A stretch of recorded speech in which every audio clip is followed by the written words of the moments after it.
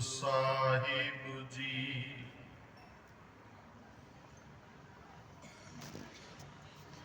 ਇੱਕ ਓੰਕਾਰ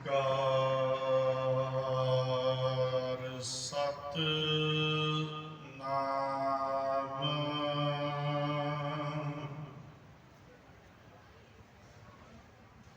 ਕਰਤਾ ਪੁਰਖ ਨਿਰਭਉ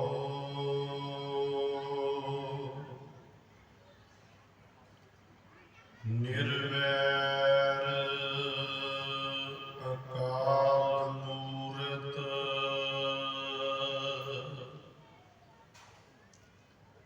ਅਜੂਨੀ ਸੈਭੰ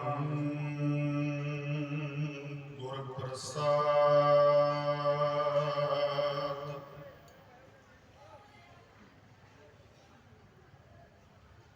ਹਮ ਅੰਧੁਲੇ ਅੰਧ ਵੇਖੈ ਬਿਖਰਾਤੇ, ਕਿਉ ਚਾਲੈ ਗੁਰ ਚਾਲੀ।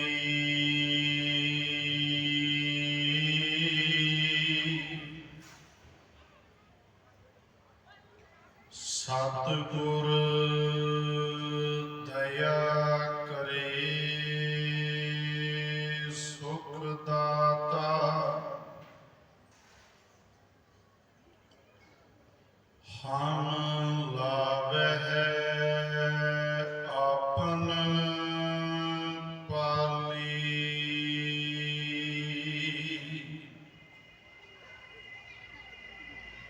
ਸਤਿਗੁਰ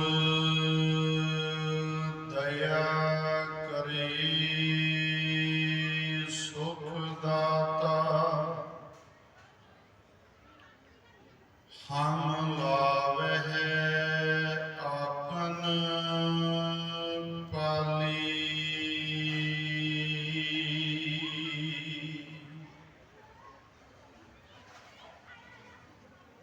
ਤਖਤ ਛਤਰ ਚਵਰ ਦੇ ਮਾਲਕ, ਸਮੁੱਚੀ ਮਾਨਵਤਾ ਦੇ ਸਰਬ ਸਾਂਝੇ ਰਹਿਬਰ, ਧੰਨ ਆਦਿ ਸ੍ਰੀ ਗੁਰੂ ਗ੍ਰੰਥ ਸਾਹਿਬ ਸੱਚੇ ਪਾਤਸ਼ਾਹ ਜੀ ਦੀ ਪਾਵਨ ਪਵਿੱਤਰ ਇਲਾਹੀ ਹਜ਼ੂਰੀ ਅੰਦਰ ਗੁਰਮਤਿ ਦੇ ਉੱਚੇ ਸੁੱਚੇ ਰੂਹਾਨੀ ਫਲਸਫੇ ਨੂੰ ਸਮਝਣ ਦੀ ਜਗਿਆਸਾ ਲੈ ਕੇ ਸੱਜ ਬੈਠੇ ਗੁਰੂ ਸਵਾਰੇ ਸਤ ਸੰਗੀ ਜਨੋ,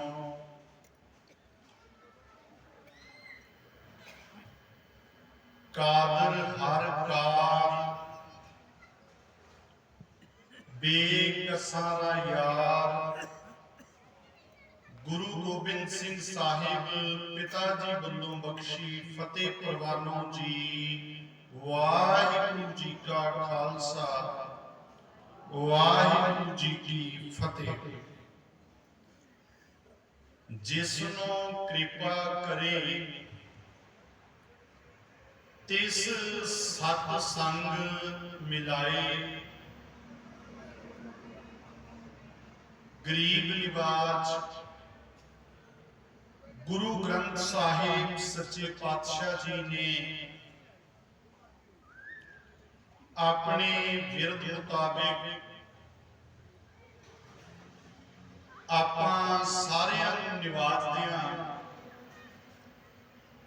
ਸਤ ਸੰਗਤ ਦੀ ਅਮੋਲਕ ਦਾਤ ਬਖਸ਼ੀ ਹੈ। ਸਤਿਗੁਰੂ ਕਿਰਪਾ ਸਦਕਾ 3 ਦਿਨ ਗੁਰਮਤਿ ਸਮਾਗਮ ਦੇ ਦੂਸਰੇ ਦੀਵਾਨ ਦੀ ਹਾਜ਼ਰੀ ਆਪ ਜੀ ਕਾਫੀ ਸਮੇਂ ਤੋਂ ਭਰ ਰਹੇ ਹੋ। ਸਨਮਾਨਯੋਗ ਵੀਰ ਭਾਈ ਅਵਤਾਰ ਸਿੰਘ ਜੀ ਖਰੋੜੇ ਵਾਲਿਆਂ ਦੇ ਕੀਰਤਨੀ ਜਥੇ ਪਾਸੋਂ ਆਪ ਜੀ ਨੇ ਗੁਰਬਾਣੀ ਕੀਰਤਨ ਰਾਹੀਂ ਆਨੰਦ ਮਾਣਿਆ ਹੈ।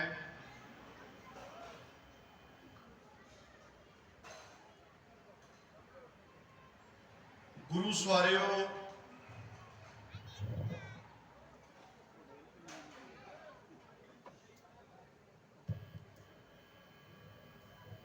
ਅੱਜ ਆਪਾਂ ਥੋੜਾ ਸਮਾਂ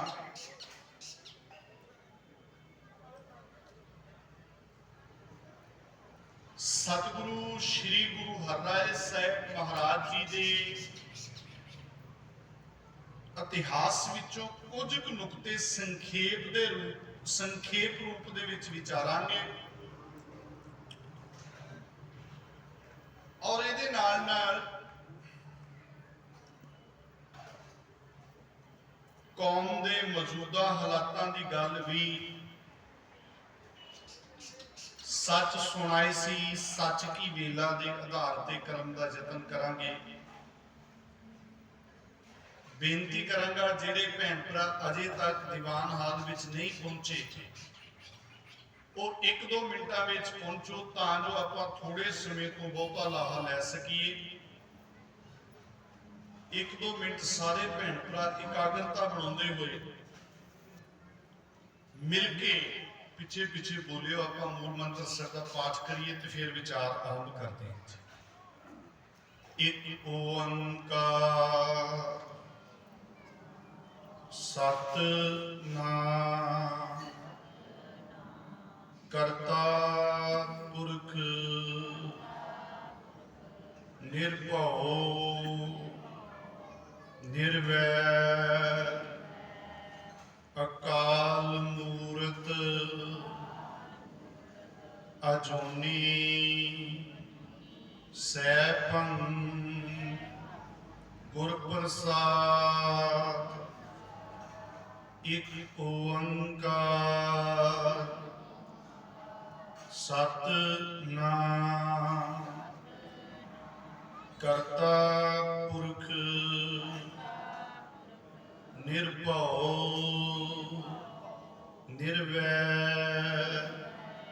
ਅਕਾਲ ਮੂਰਤ ਅਜੂਨੀ ਸੈਭੰ ਗੁਰ ਪ੍ਰਸਾਦ। ਇੱਕ ਓੰਕਾਰ ਸਤਿਨਾਮ ਕਰਤਾ ਪੁਰਖ ਨਿਰਭਉ ਨਿਰਵੈਰ ਅਕਾਲ ਮੂਰਤ ਅਜੂਨੀ ਸੈਭੰ ਗੁਰ ਪ੍ਰਸਾਦ। ਇੱਕ ਓੰਕਾਰ ਸਤਿਨਾਮ ਕਰਤਾ ਪੁਰਖ ਨਿਰਭਉ ਨਿਰਵੈਰ ਅਕਾਲ ਮੂਰਤ ਅਜੂਨੀ ਸੈਭੰ ਗੁਰ ਪ੍ਰਸਾਦ। ਇੱਕ ਓੰਕਾਰ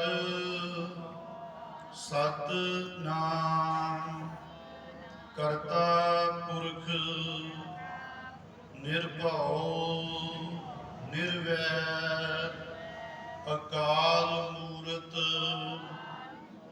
ਅਜੂਨੀ ਸੈਭੰ ਗੁਰ ਪ੍ਰਸਾਦ।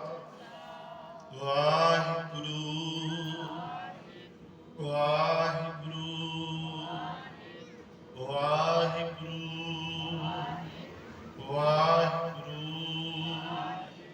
ਵਾਹਿਗੁਰੂ ਵਾਹਿਗੁਰੂ ਵਾਹਿਗੁਰੂ।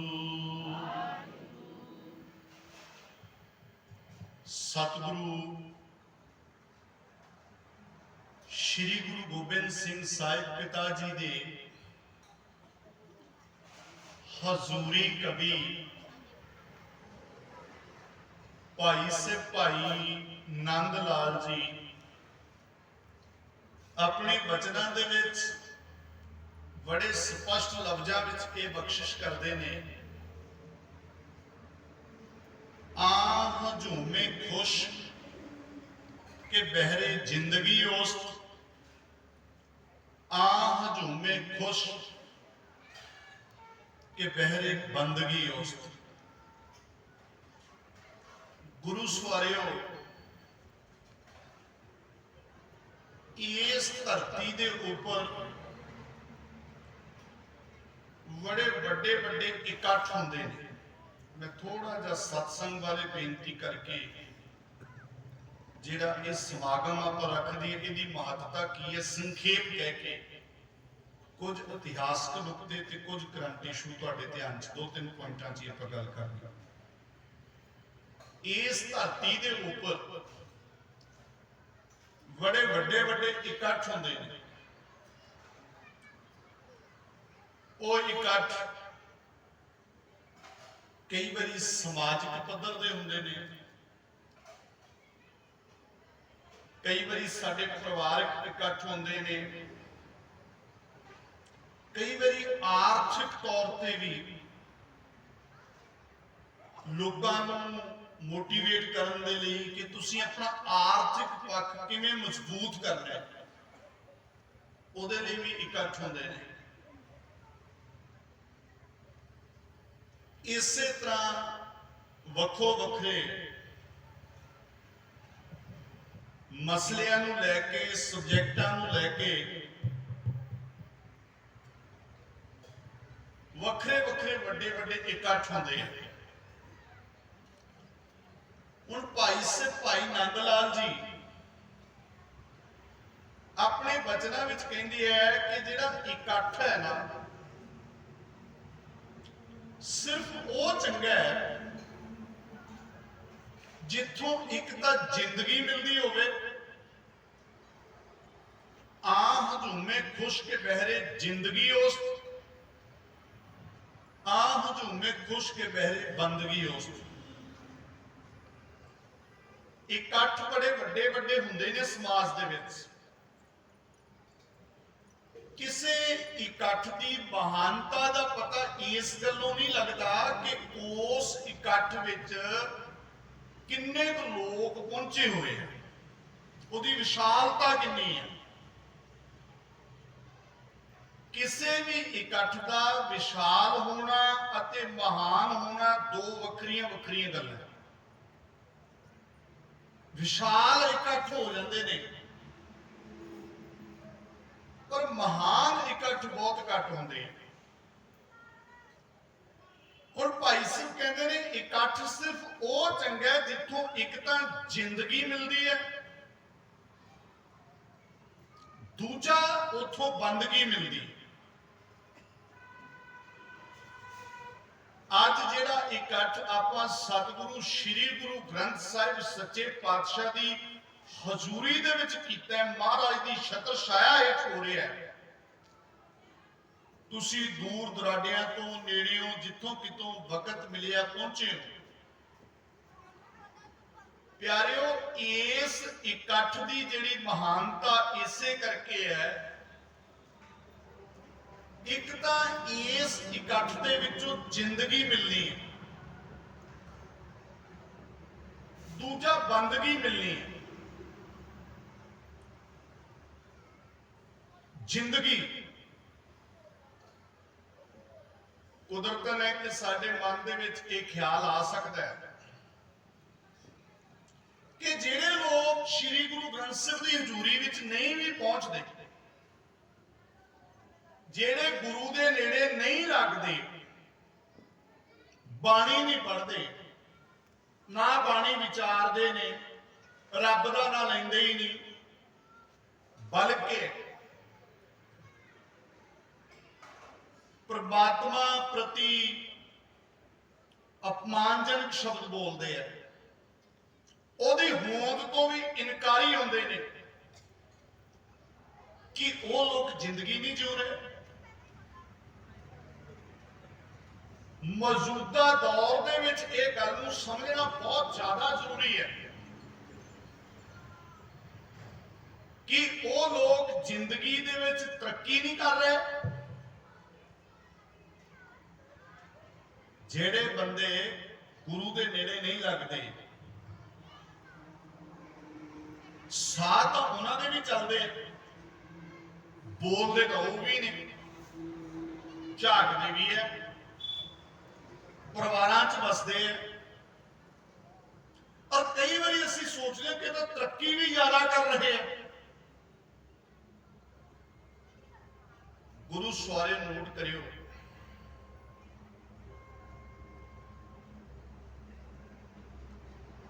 मैं बहुत सौखे लफ्ज़ां च बेनती करांगा कि झाकदे तां सारे है, अखां बहुत लोकां दियां काम करदियां, बहुत गिणती दे बंदे है जिन्हां दी अखां नहीं काम करदियां, सारे वेखदे ही है। पर झाकना किवें है? ये अकल श्री गुरु ग्रंथ साहिब तो आउंदी है। निगाह तां काम कर रही है, समझ रहे हैं आप जी? झाकते तो सारे है, एक इन्हां अखां दे नाल अंदर गंद सुट रहे, किसे धी वाल किसे भैन वाल वेखदा ते बुरे ख्याल मन विच लैके आ रहे, वेखदा निगाह काम करदी ओदी। पर एक गुरु दी शरण विच आउण वाला जिहदी सुरत सतगुरु दी गोदी विच बह गई आके शब्द गुरु दी, आप कहने गुरु की गोद का आनंद माण रहे हैं। ये लफ्ज वरते जाते ना प्यारे, गुरु की गोद में कोई साडे शरीर ने तो नहीं बैठना। धन गुरु ग्रंथ साहब महाराज की गोद में आप शरीर करके थोड़ा बैठी, साडी सुरत ने शब्द की गोद में बैठना है। जिन्हां दी सुरत शब्द की गोद विच बहिंदी है, जिन्हां दी सुरत शब्द नाल जुड़दी है, वो तकदे है।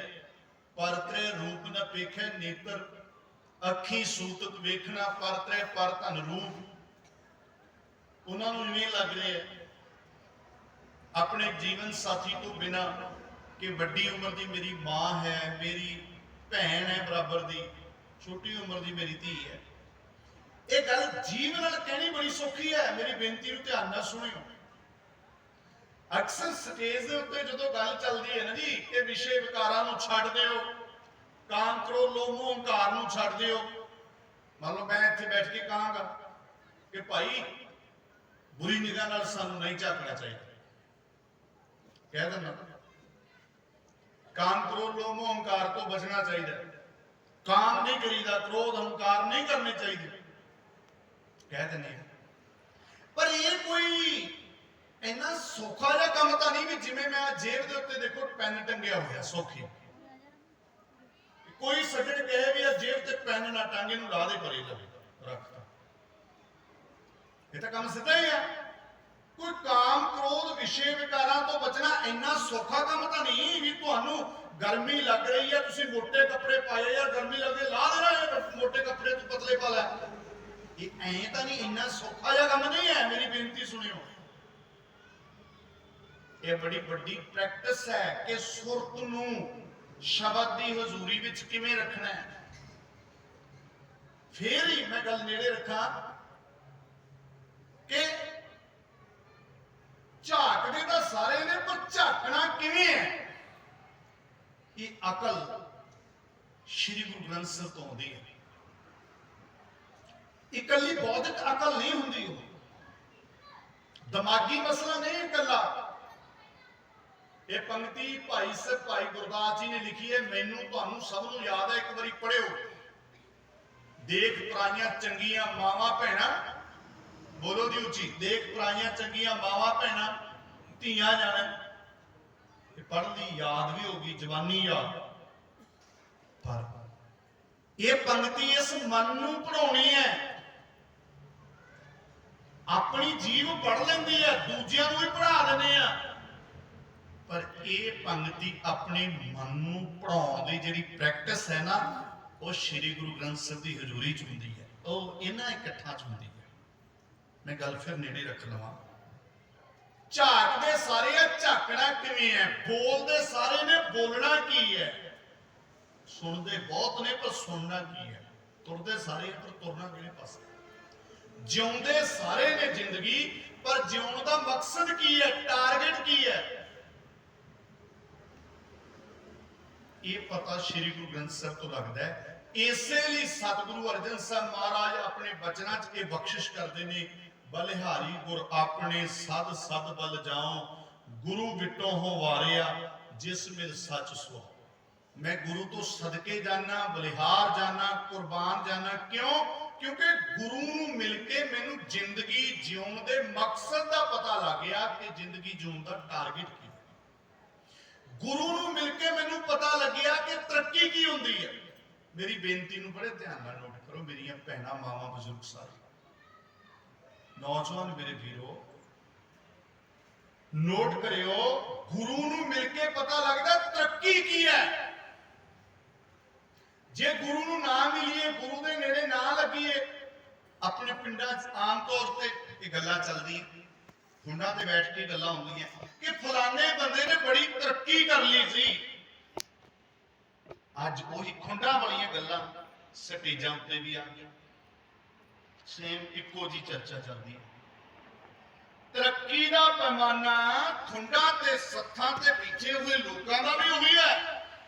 कई साडे सरबान जो प्रचारक साहबान का भी यही पैमाना।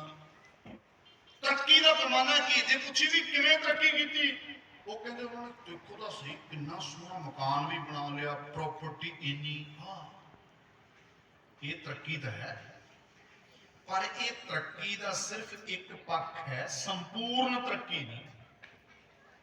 ठीक है, आर्थिक पक्षों तरक्की चाहिए है, कर ली वधिया हो गया, पर संपूर्ण तरक्की का नहीं। तरक्की अखा ने की कि नहीं, देखना तो यह चाहिए। कोई बोल बाणी च तरक्की हुई है? मैनू तो लगता है असी एडवांस की हुए, असी तो बैकवर्ड हो गए हैं। सिक्खी दी तो गल्लां बहुतियां सिखरलियां ने। अपने बुजुर्ग बापू ते मावां नूं पुछो ना, कोई वक्त सीगा जदों सारे पिंड दी एक धी जिहड़ी नौजवान लड़की हुंदी सी, सारे पिंड दी धी, सारे पिंड दी भैण। तरक्की तो साडे बुजुर्गों ने की सी। फिर असल की मजाल कोई अख चक के कोई आसे पासों भी उस भैन वाल वेख जाए। सो ये जिहड़ा इकट्ठ है, जिहड़ी गुरु महाराज की जरूरी है। एक तो इत्थों की जिंदगी मिलनी है। जिंदगी का मतलब है कि सानू जिंदगी जीउण दे मकसद की समझ आउंदी। दूजा इत्थों बंदगी मिलनी है। बंदगी जे गुरु के नेड़े ना लगी, गुरु ग्रंथ साहब सच्चे पातशाह के नेड़े, बहुत सारे लोग है जिहड़े बंदगी कर रहे हैं, अपने को टाइम भी ला रहे हैं, पैसा भी ला रहे हैं, मेहनत बहुत करते हैं, पर इस गल की समझ नहीं आ रही कि बंदगी की है। धूए ताप रहे हैं, नंगे पैरी तुर के दूर जा रहे हैं, आखिर टाइम तो ला ही रहे बंदे, पैसा भी लग रहा है, बहुत कुछ हो रहा है। ये पता कि बंदगी है कि ये हाथ पांव कर काम सब चीत निरंजन नाल, ये बंदगी की सोझी भी गुरु महाराज सच्चे पातशाह की जूनी चो मिलती है। इसलिए पातशाह कहते ने, गुर मिल चज आचार सिख तुद कदे ना लग्या दुख। असी गुरु नूं मिल के जिंदगी जीउण दा, परमात्मा नाल जुड़न दा चज आचार सिखना। गुरुद्वारे इस करके नहीं होना, गुरबाणी इस करके नहीं पढ़नी, अज नहीं पढ़ी जा रही। पता की जवाब लोगों का? एक कोई जवाब है कि गुरबाणी पढ़ लेना बच्चा, तो सिखाया, कहते नहीं असी किहड़ा ग्रंथी सिंह बनाउणा जी, भाई जी थोड़ा बना, असी इस बच्चे नूं कथा कीर्तन वाले किते नहीं पाउणा। वो भलिओ साडे बच्चे IPS IAS बनने चाहिए, जज इंजीनियर डॉक्टर टीचर जो भी सब कुछ बन। पर याद रखिए, जे गुरु तो बंदगी करनी ना सीखी, गुरु तो जिंदगी जीनी ना सीखी, फिर बड़िया बड़िया डिग्रियां लैके भी ये साडे बच्चियां ने इंसान नहीं रहना, शैतान बन जाना ते जनता का खून पीना। कौन पी रहा खून? समाज का। अनपढ़ बंदा समाज का इन्ना नुकसान नहीं कर सकता जिन्ना पढ़िया लिखिया बंदा छात्र होके। इसका मतलब ये नहीं पढ़ना नहीं, छात्र होके जिन्ना समाज का नुकसान। अज तुसी मैं गल फिर नेड़े रख लवां एक बारी कि स्कूलों कॉलेजों यूनिवर्सिटियां निगाह मार के देखो, जे इको लाइन च कहना होवे भी की तैयार हो रहा है, सिर्फ ते सिर्फ रुपये कमाने वाली मशीनां। टारगेट पैसा है, पदार्थ टारगेट है। की चाहिए जी? बस प्रॉपर्टी चाहिए, चाहिए होगी, पर टोटली मकसद ही वो है टारगेट। हुण जो टारगेट पदार्थ है, ये किवें टारगेट? जेड़ा गुरु दे नेड़े लगे उन्होंने तो टारगेट गुरु अर्जन साहब ने दिता, भई प्राप्त मानुख दे होरिया गोबिंद मिलन की। ਉਹਦੇ ਲਈ ਤਾਂ ਵੀ ਵੱਡਾ टारगेट आ है। ठीक है, गुजरान दे लिए पैसे चाहिए, कोई ना कोई किता करांगे, पर टारगेट तो नहीं है। टारगेट तो वड्डा होर है। कित्थे टारगेट तुसीं वेखो बिल्कुल छोटा जिहा हो गया पदार्थ, ते जिन्हां दा टारगेट पदार्थ है वो इस धरती ते लोग बहुत ने। अक्सर जेड़े लोग सिर्फ पदार्थ की गल करनगे, जेड़े सिर्फ ते सिर्फ पैसे की गल करनगे, तरक्की का पैमाना वो मिथ लैणगे, उन्हां दी गल बड़े बड़े पत्थर ते सुनी भी जाऊगी ते हुंगारा भी बड़ा मिलेगा। क्योंकि ये जिहड़ा टारगेट गुरु ने दिता है ना, मेरी बेनती ध्यान नाल सुनियो प्लीज, गुरु ने जिहड़ा टारगेट दिता है, भई प्राप्त मानुख दे हुरिया गोबिंद मिलन की इतरी वरिया, रब नूं मिलण वाला टारगेट, गुरु नूं परमात्मा का अनुभव करने वाला टारगेट, इस पासे तो बंदा तुरना ही बड़ा मुश्किल है। तुसीं वेखो, आपां सारे कह दिंदे हां जी रब दे उत्ते यकीन रखना चाहिए, यकीन भरोसा, पर यकीन करना कोई सौखा काम है? ये इकट्ठा की लोड़ क्यों है? गुरु की जुड़ी जेड़े होंदे, मैं गल कर परमात्मा ते यकीन करना कोई खालाई दा बड़ा, ये हर बंदे दे वास चाहूगा। जिन्हों तुसीं मिले नहीं, मैं तुसीं आपां सारे माफ करियो, मैनूं किसी वेले नूं छड्ड दिओ, अपना बहुतियां दा परमात्मा बारे कोई तजर्बा तो नहीं, सच दसियो, अपना परमात्मा बारे कोई अनुभव तो नहीं, निजी तजर्बा तो है नहीं। फिर जिन्हों ना मिले आ, दुनियावी तौर पर भी यकीन उदों करता बंदा, कहता जी मेरी गल होगी, पक्की गल होगी। हुण तां शब्दावली ते भी नहीं करते, भी लिखत होगी, इवें है ना यकीन। हुण यकीन रब ते लेके आउणा, रब ते यकीन लेके आउणा। गुरु साहब बार बार यकीन की गल करते हैं, जाकर हृदय विश्वास प्रभ आया, तत्त ज्ञान तिस मन प्रगटाया। तत्त ज्ञान जिहड़ा असल ज्ञान है वो साडे अंदर पैदा होंदा है जदों साडा विश्वास परमात्मा ते आ जाए। हुण परमात्मा ते विश्वास लेके आउणा किवें लेके आईए? ना उहनूं अजे मिले आ, ना कोई तजर्बा है। जे परमात्मा ते विश्वास यकीन लेके आउणा है, ਉਹਦੇ ਲਈ बड़ा जरूरी है, जाके मन गुर की प्रतीत तिस जन आवे हर प्रभ जी। जिहदे मन नूं गुरु दे उत्ते प्रतीत वज गई ना, ਉਹੀ परमात्मा नूं याद करूगा, ਉਹੀ परमात्मा ते यकीन रखूगा। फिर सौखे लफ्ज बन मेरी भैणां मावां वीर बजुर्ग, तुसीं सारे एक बारी जवाब दिओ बोल के, मैं तो रब नहीं वेखिया, तुसीं वेखिया जी? बोलो, मैं रब नहीं वेखिया, उदा मेरा कोई तजर्बा नहीं रब बारे, तुहाडा है तजर्बा तो कोई नहीं, फिर क्यों मनी जाते हो, क्यों यकीन करते हो? ऐ लोग सवाल खड़े करते ना, तू वेखिया नहीं, तू करिया नहीं, तेन पता नहीं, वो मैं नहीं वेखिया, मैनू नहीं कोई तजर्बा, पर मैं यकीन पता क्यों करदा? मेरे गुरु ने कहा आद सच, बोलो जी की कहा गुरु ने अगे? आद सच, अगे बोलो, है भी सच नानक।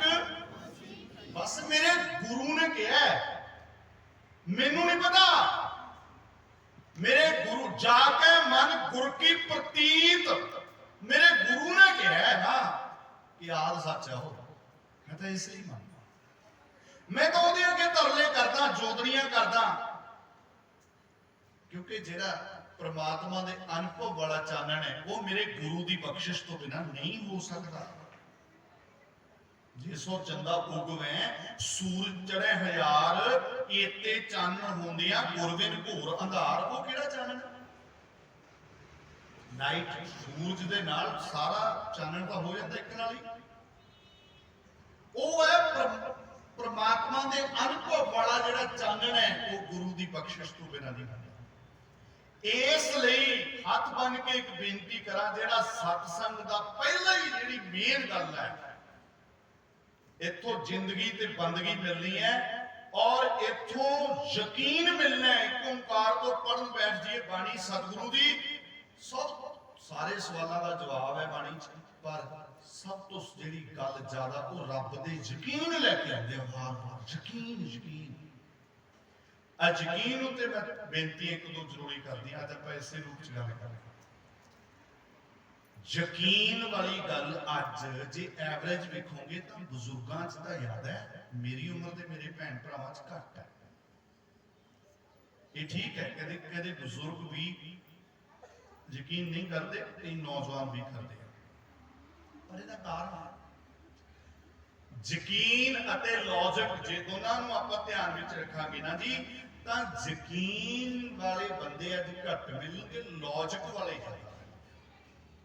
लॉजिक चाहिए भी होंगे जिंदगी किते ना किते, पर हुण जे मेरी उम्र के मेरे भरा जिन्हें तुसीं बैठे हो, मेरी भैणां बैठियां, जे मैं कहां भी यकीन करो, यकीन है तो होंदा नहीं।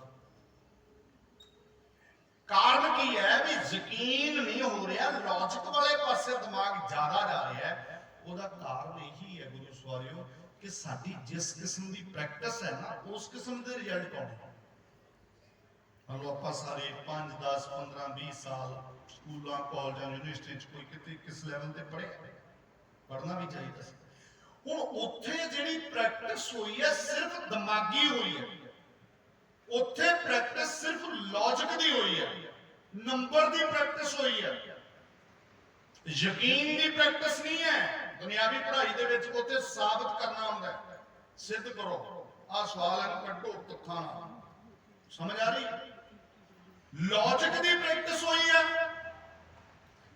यकीन दी प्रैक्टिस तां गुरु घरां च होनी है। धार्मिक स्थानां ते की है? यकीन दी प्रैक्टिस है, रब ते भरोसे दी प्रैक्टिस है। अपने पुराने समय दे विच